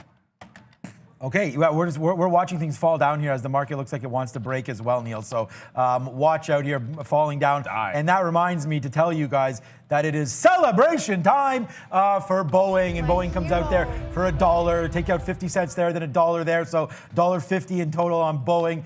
Good out. I mean, does it break the bottom today? Probably. We just want to make sure that we took advantage of that move downside. So the only stock we've lost on today is Mr. Softy. You can see we try the long and then get out immediately following that break of the futures, which happened right here. So now you're seeing even more moves to the downside, guys. Watch your market orders now. You could get into some positions that you may not want. So double check, make sure your stop orders are still good to go. I'll cancel my Boeing one. Probably look at Snapchat again. We talked about getting some more short at 42 on that break downside there. Missed it, too busy celebrating Boeing, which now continues to go downside. So, hey, look, if you're with us, say hell yeah. We do need the chat going for the likes, though, guys. A lot of viewers today. We got to get the likes going there. And I did respond to somebody on Twitter, said we weren't searchable on YouTube, so I sent the link. But obviously, if you're watching it now, then you have found us. So thank you very much for that one. What's up, Beep? Another one to the downside today that we were looking at last week. Yeah, these futures continue to just go straight to the downside. Staffing, 360 Staffing Solutions, a little thinly traded, but back at an interesting level here. Staff down 7%. Still hasn't broken the support around 125, but another one, you remember, this thing had a decent move to the upside on a squeeze going back a week ago. So looking like it might want to roll over, guys. We always talk about the rollovers, but I'm going to hammer this one here, and it's not to beat a dead horse, but the market's going down. So what short selling is going to work? Go figure how that actually happened. So American Airlines just broke the bottom. Once it took out that low, the low was at 1188. That's where I start getting out. Of course, I'm shorting in front of that $12 range. It's going to be mostly a scalp trade when you're late to this party, but I took a couple of legs already, 88s, 85. I'll continue down to 1175. Probably only have 10-15% if it makes its way down to 1150. But as the market falls, I mean, you're just going to start to see some wins roll in. NNDM's a bit of a different story here, and Brendan mentioned to you, of course, the offering made a bit of a top at 350, now roll back over. Anytime there's a share offering and it makes a pounce off a bottom here at 3 even, I expect buyers come into this. That's why it's a scalp trade for me. So shorted on 330 break, not VWAP. I like 330. I'll start taking it off. scalp all the way down to that 3 even. So a bunch in the 20s. I'll take some more out in the teens when it gets there, and I'll take the rest out in the last third when it gets down to about 3 to 305, where it made its turn on volume right at the open, guys. I don't expect a break of $3 on NNDM, so maximum we're going to get here is about 25 cents or so on NNDM. Yeah, I'm watching these futures fall and see if we can find some good levels here for us to play off of. And you know what, like we talked about there, it's the NASDAQ. Some of these names that are falling down, the ES down now 1.57%. Or sorry, the NASDAQ. Let's check out the ES quickly for you guys right now. The ES down 2%. So actually, the NASDAQ is the one holding up a little bit better. What's up, Brendan? Limelight Networks, another one that fell on its face, to say the least. Last week, we went from $6 to $5 on Thursday, and then Friday down to $4, looking like it might want to test lower prices here. Just broke $4 again to the downside for LLNW. Another downgrade for this one today, guys. So, we talk about the winners, we talk about the losers, and the sheer irony of Socket being the one that breaks 250. Socket actually turns positive on the session, so I'm going to get out of this one and not going to fight it. It's ridiculous. I have all these shorts in the money, and the one that gave this retracement on a Friday and then held the bottom, that's the one that doesn't want to go. So this is a face slapper in my estimation. There we go. I like that action.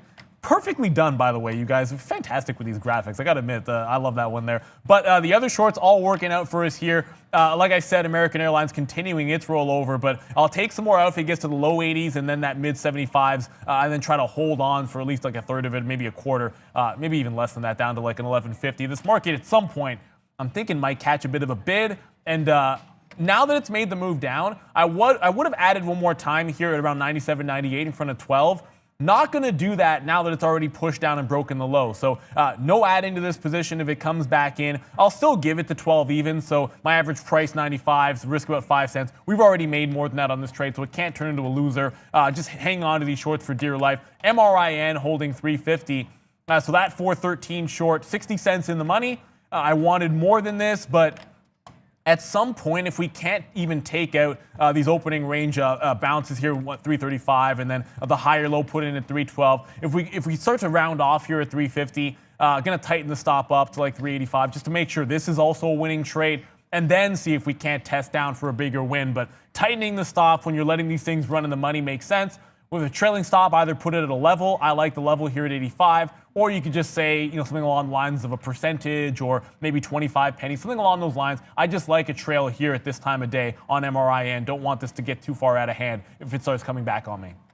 I'm looking at Microsoft here, and I actually like a 211.40 or so. Oopsies. I'm just going to push it on my button here. There it is.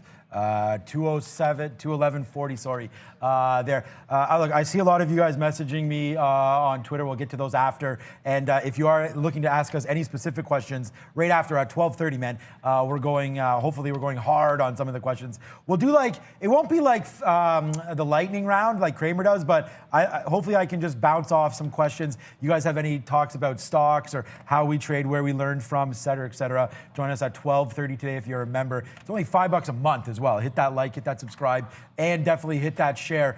Okay, so Microsoft's down 2.5%. This is why it's interesting to me, because check out its friend Apple there today, only down 0.5%. So Apple much stronger than Softy. So I think I'm going to switch gears up a little bit here. If we could break that, thank you. There we go. Let's say a little bit of O Canada here, Mr. Tropicana. If I can find O Canada on here, which I'm going to in a minute, I'll hit it. There it is. Thank you for joining on. You will be a member now and join our chat. There it is, O Canada up here. We are located in Toronto, Ontario, Canada, home of a non-NFL team. Maybe we get one eventually. I have no idea. 1:15 to break. Neil doesn't want us to take the Bills. They came up here, but until it's a Toronto team, honestly, I don't think we'll support it as well as we would have normally. And Buffalo doesn't need to lose their city or their team. That's a great city, obviously. That was a Freudian slip there. Because what do you think? I mean, what would happen to Buffalo if they lost the Buffalo Bills? I mean, I don't think they still have the Sabres, but come on.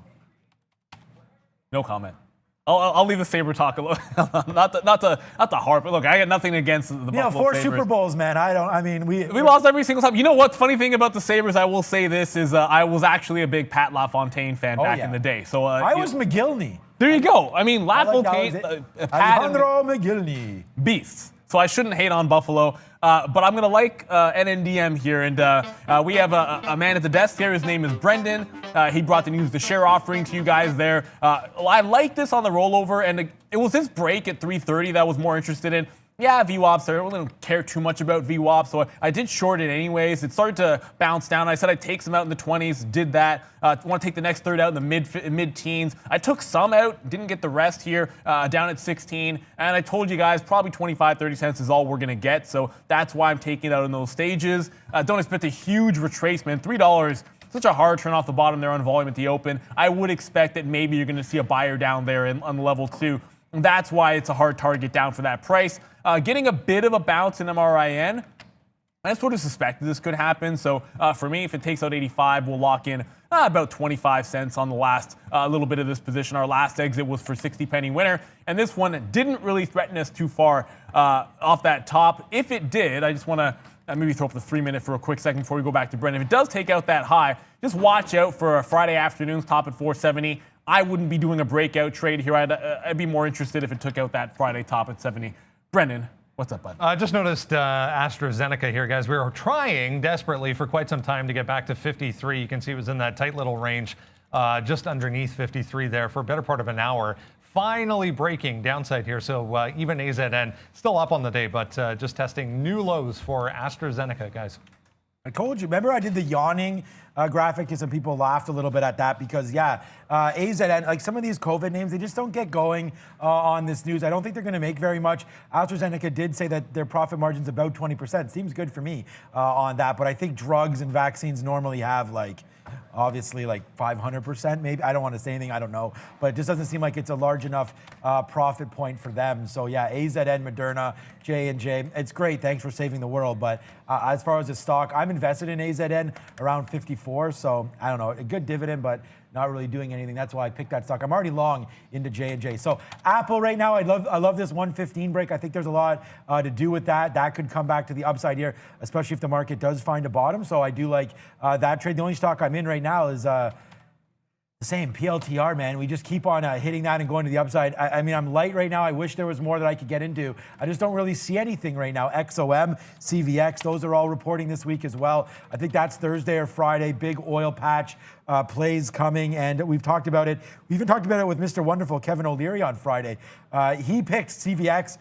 Look, we all know that. CVX and XOM, both their dividends are going to be super solid, but pick your poison. I mean, CVX right here, a high of 103, back down to 71, kind of near these bottoms, but check out XOM. And I know you know this, Neil, as well, but XOM just continues to basically be at, it's not all-time lows, but it's not very far away from it. Yeah, down to $33 right now. Just a sad little situation there. Back down to COVID lows, guys. Yeah, I mean, there's some consolidation going on in the energy industry here in Canada, where you're seeing some names get picked up, and Zoom once again a long miss. I mean, I said 521. I don't know why I'm being this picky here, and probably should have just taken like 23 or something a little bit higher in front of that 21 bounce, but double bottom, and now we're $10 higher again on Zoom. So this continues to look relatively strong, which shouldn't be a surprise because we talked about it in the watch list. Both of us liked Zoom today. It's a bit embarrassing. And again, I don't mind being all short here and having the wins. I think that's, in a down market, that's the way to go. But there was one long that looked really good to me, and that's the one that I don't have. And of course, that's going to happen to you from time to time.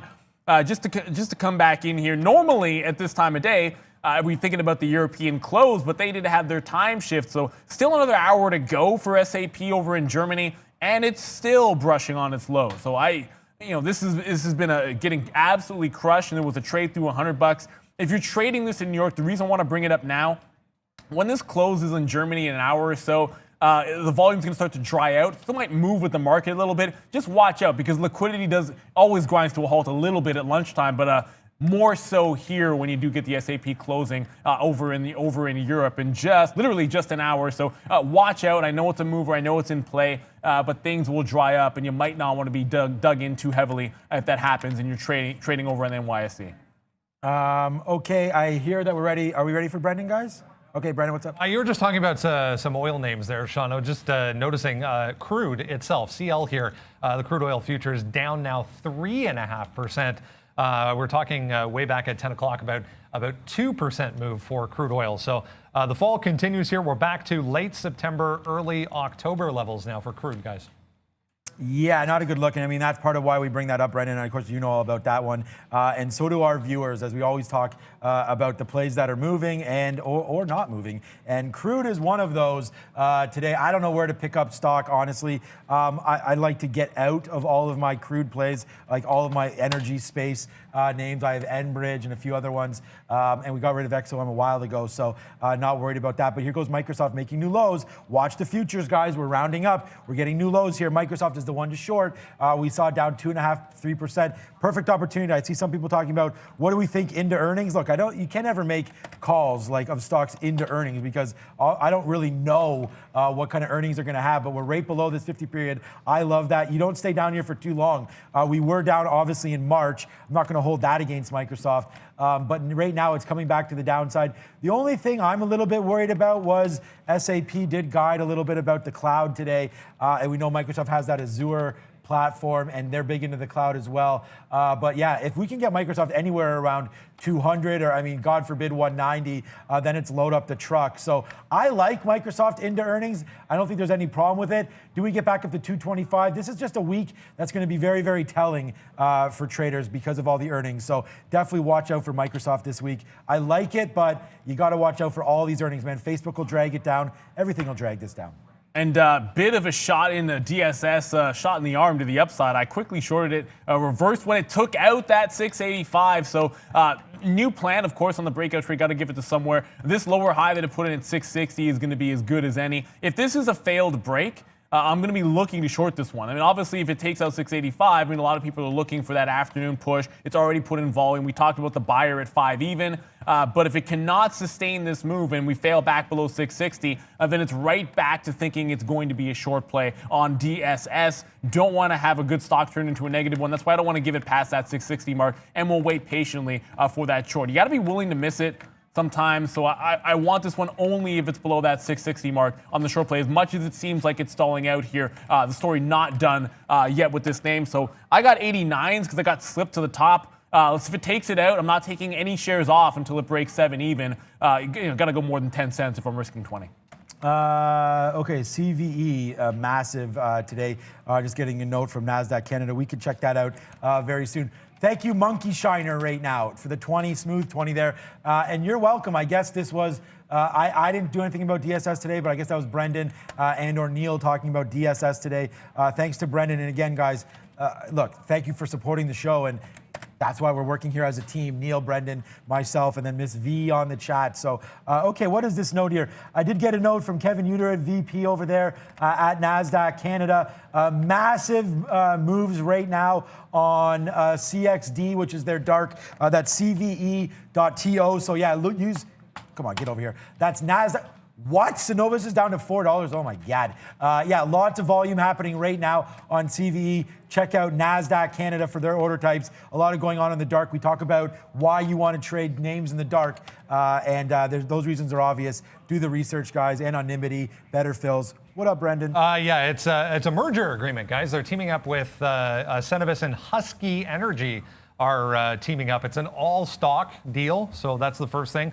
0.78 of Husky shares going the other way to Synovus, 0.06.5 the other way back to Husky. So Synovus and Husky in a merger, guys. Yeah, exactly. And it was getting to that when we talked about some consolidation maybe in the energy space there. Fail break looked like it could be on in DSS, so waiting for below 660 to go back into the short. That means a long break is going to fail from here. It's still very strong. You're watching out for some volume come in, but I wanted to make sure it started its slide down before I got into any shares to the southbound side. So we're going to give up what we made here in the morning shorting it on that long break, and now it's back into some shorts. AAL just held 12 even. I didn't add to the position. I said, of course, after I made the break, and I should update here because I said I would not add like I was earlier if it did want to test that 12. Once it took some of that target out, I wanted to make sure that it didn't catch a bit of a bottom in the market here. So I'll just hang on to the shares that I have for 12. And then if it doesn't break this 11.85 mark, maybe reconsider. But my next target down is 75. And then after that breaks, I'll take some more shares out in front of 50, just hoping we get a slide all until lunchtime and hopefully afternoon as well. Yes. So some of you guys are asking, like, I don't know what to do with my Synovus or my Enbridge. I mean, check out ENB here. We can just check it out in Toronto as well. I mean, we did talk to Kevin O'Leary about this, and I think he's right, obviously, that if there is some kind of a Republican win, it's not looking likely, but again, the polls are what they are. You could get a bounce because they're the only ones, the Republicans and Donald Trump, really talking about non-renewable energies and trying to keep some jobs. And Trump said the last talk there, his last, what was it, a debate. That they talked about Pennsylvania there and losing all those jobs. So if they can hold some of that, that'd be good for this. But right now you could see just downside moves here in the oil patch for some of these names. Enbridge, of course, natural gas and whatnot, and transportation pipelines just not looking great for some of those names. So I would say hold and then wait to see what does happen if the market does come back there on a potential red win. I don't know if that's going to come up, but that's just a saving grace there for anybody holding oil longs. You may want to cheer for a Republican victory. Otherwise, you may be DOA. Yeah, I think that's all obviously well said. And look, we're running out of time until that election, of course, so it's going to be front of mind for a lot of people. Front of my mind is what Brendan gives to us when it comes to news. What do you got there, bud? A little one we've looked at many times, bio-nanogenomics, BNGO. Yeah, that one, 3.2% now, back to the upside. This thing was once, I feel like we were trading this around $10, but apparently now it's 55 cents. So big volume spike here for BNGO, guys. Yeah, I made some decent coin trading that one, but I like when these things come back into penny stock status. And watch out, DSS looking like it's going to take off that 7 even top. So I jump into the long, that lose, I go into the short, and this one could take off to the upside. I'm going to be away from this one on the break. I mean, I was looking at next target up was 825.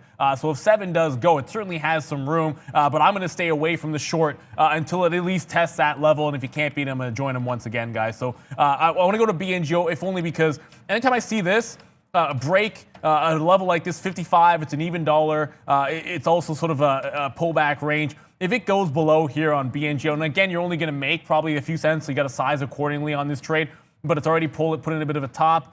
When it gets below that 55, I would like it for a short side trade. It's just, I don't expect it to be incredibly volatile, and it was so very stable, and you can maybe range bound trade this name, guys. So watching BNGO, but only below that 55 for a potential trade. It looks like DSS is just going to keep jiggling me in and out. I'm going to walk away from this one here because it just feels like it does not want to find a direction in DSS, and I've been shaken in and out and around, and I got no love for this trade anymore. It looks like it's going to be a short. I should just stuck to my guns.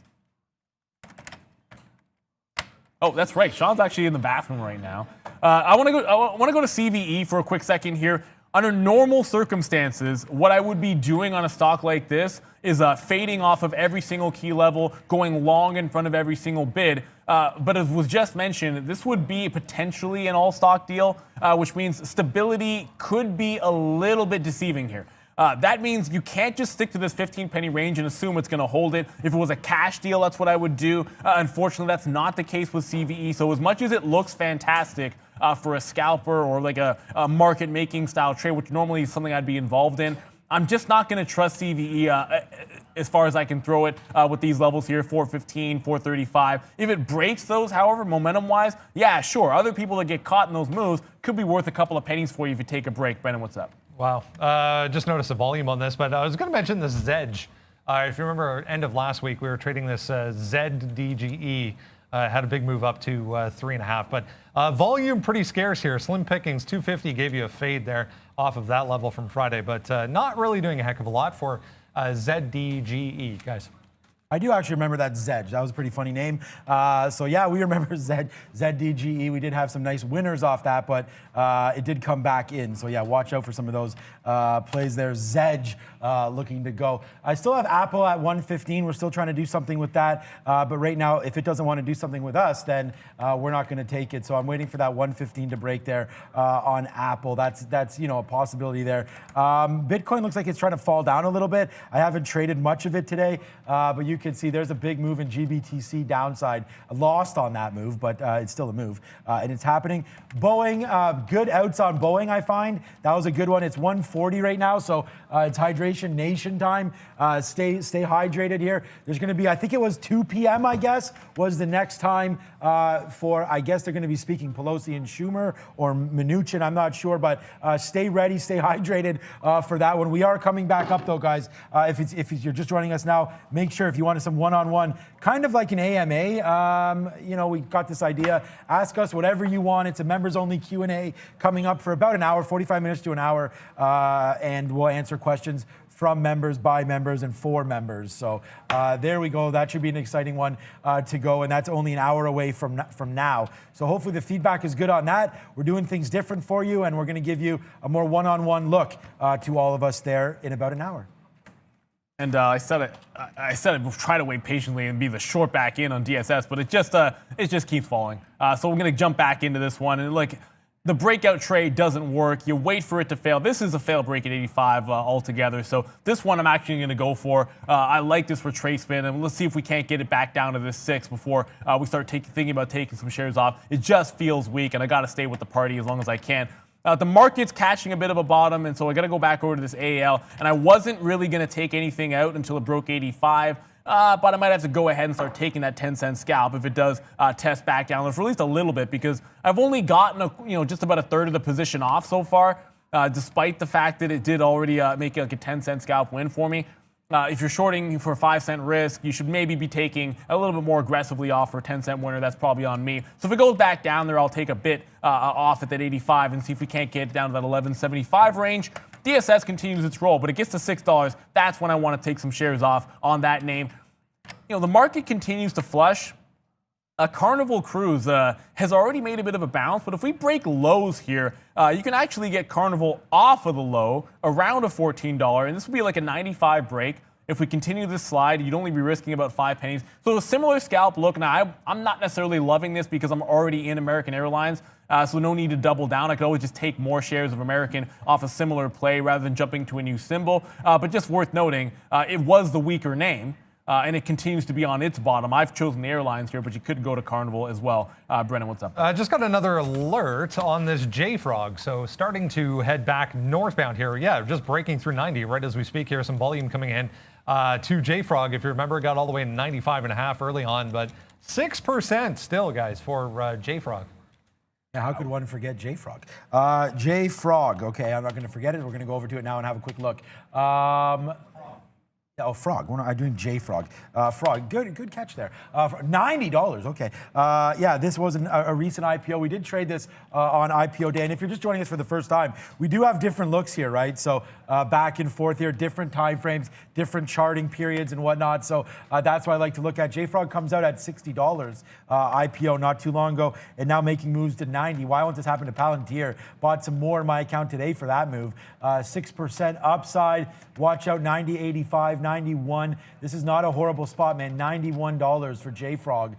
It's already broken through it, and I like that level. So if you're looking for a long look at the spread, though, 40 cents, just too much for this time of day, but JFrog making moves today, guys. Watch out for a 91 break if you like this longer term. I think I do as well. JFrog breaking through 91.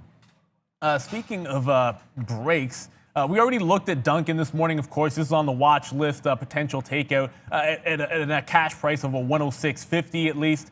So that's why I like that as a hard top. And once it failed in the pre-market, that was as easy as it gets on the rollover, picking it up at 104, and then again a little bit better at 104.40. Now we got a $2 winner here, but look at this bottom, double bottom 101. I thought it would be 100. But 101.40, 101.50 looks like that's going to be that range. I think you can think about a long off that, at least going into the afternoon. At some point, I like the bottom pick on these because someone believes the company's worth something. Let's take a shot at this one in the afternoon if it can hold that 101.50.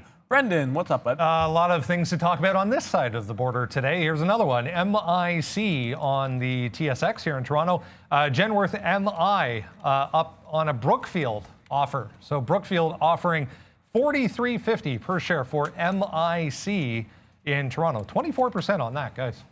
I do believe it's just worth noting because that one is trading above its price, but there was like a 54-cent dividend that they're going to continue to pay out. So just watch out with a cash deal. I know you're going to say, why is it trading? Why is someone valuing it above that price? Simply because of that. Dividend. So that's why you're going to see it trade higher. It is starting to stabilize. I was looking at this one to start trading it maybe off of a 44 floor. And like I said, it should trade above because of that dividend. Okay, last time could be a charm here as we go. Welcome, Mike. You'll be joining us as well, hopefully at 12:30 today. Thank you, Mike, for that membership. $5 a month, pretty good.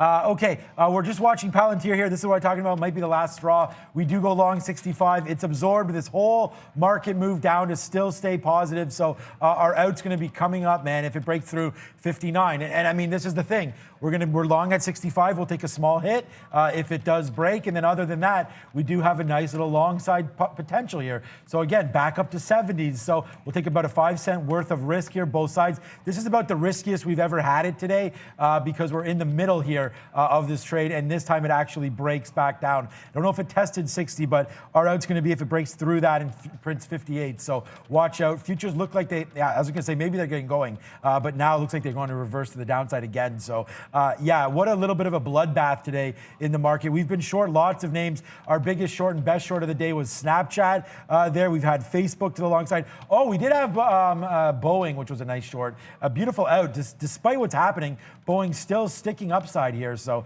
nice move on Boeing. And welcome My Jay as well there. Thank you so much for the membership. I see you there on the chat. It looks like it's going to be a good day for that. And join us at 12:30, guys. Absolutely. And DSS, man.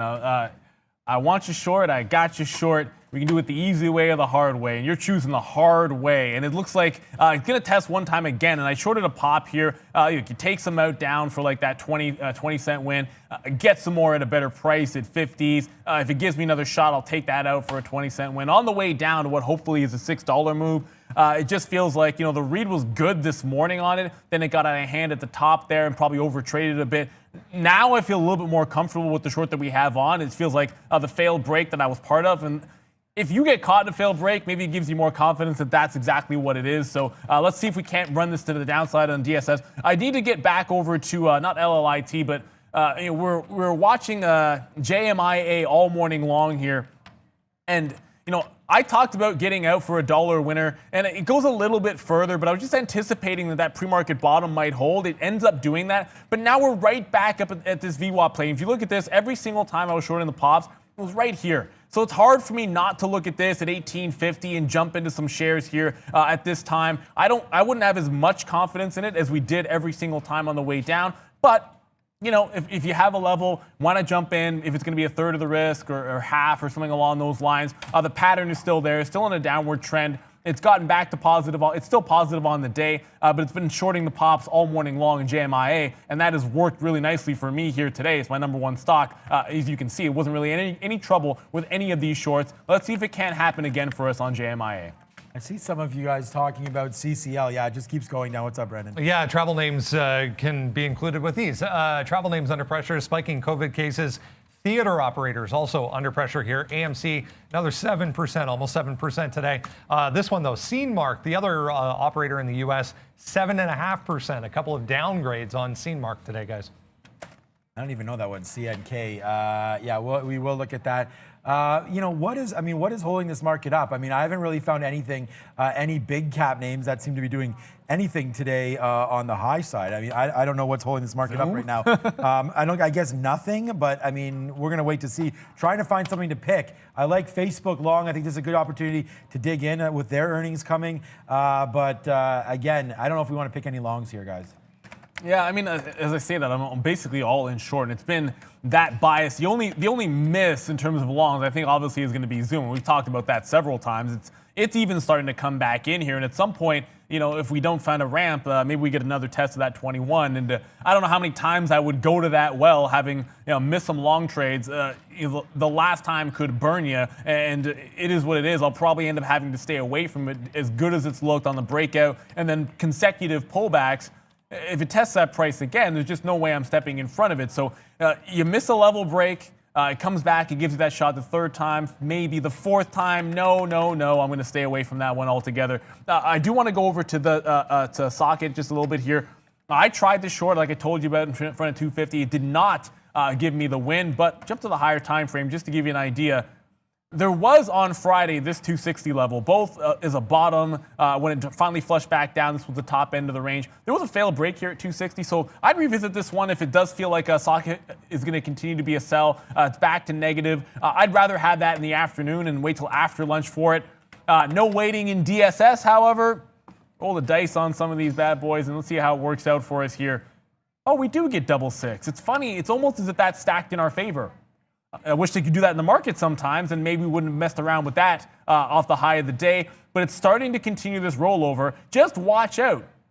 You know, I'm going to go with moving my stop to about 660, which was the original short that we had on the way back in. You are seeing some consolidation. Volume continues to be good, and that's an important thing. If you think something is going to break in the afternoon or make a second run at the high or a third run at the top, first things first, is it continuing to do solid volume? Yes, this is not really slowing down as much as I would like, so a tighter stop is going to have to be put in because DSS just feels a little too strong for my liking here, guys. Just giving you a live update on what my thought plan is on a name which is just, it's a frustrating one. Thought we had the good rollover. I'm going to go ahead and take the 15-cent hit. It gave you some wins for like 2025. Just cannot seem to get the short to work on DSS. That's a sign of the strength it's put on so far.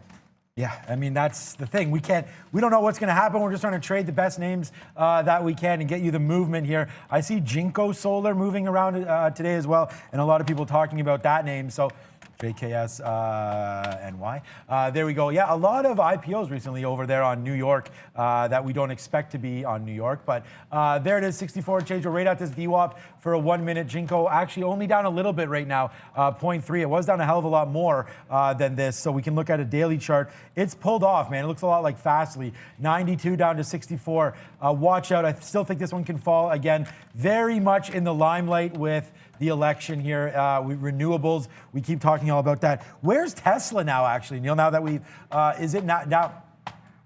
There it is. Okay, still not down to that level yet, but we are bouncing around a little bit. I still like 408 and change if we can get that for Tesla. And that was the one that we missed earlier. A little bit of wishful thinking down there, but if we can get it, I still like to defend that 410 area, but not $8. I'm not going to risk $8 at this time with this market. So yeah, watch out for that name. Tesla, I still like defending that 410 if it gets anywhere near there. Even 414 is not bad.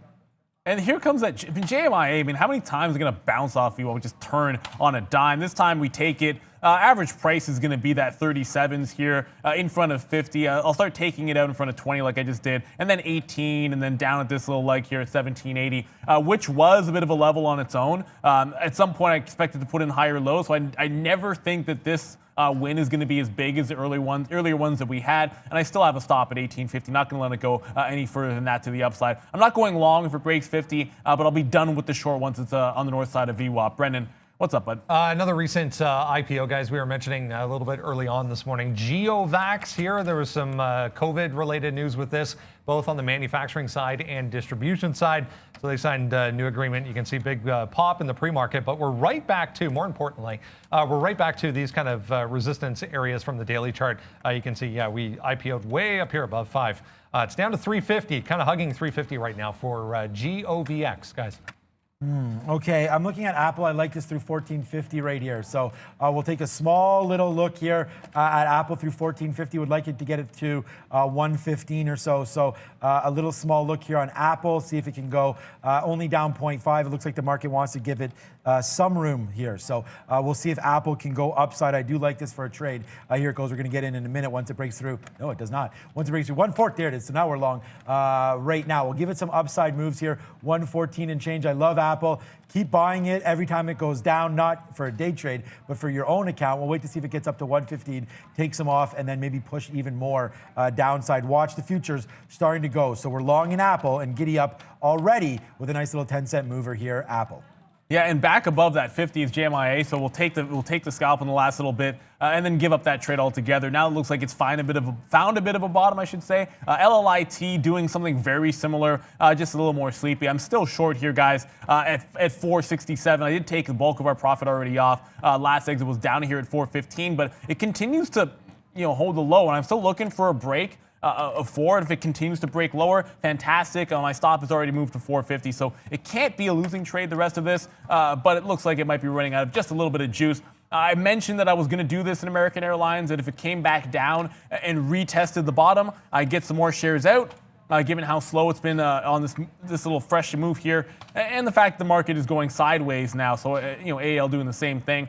So I now have less than half the position, which is more comfortable for me here. If we break the low, great. We'll take some more off in front of 75. My stop is still going to be at 12 even. My last entry point here was up at 96, but the overall average price was a 95 short on American Airlines. Considering I still really can't feel my fingers. I feel like it's getting colder all of a sudden in here right now.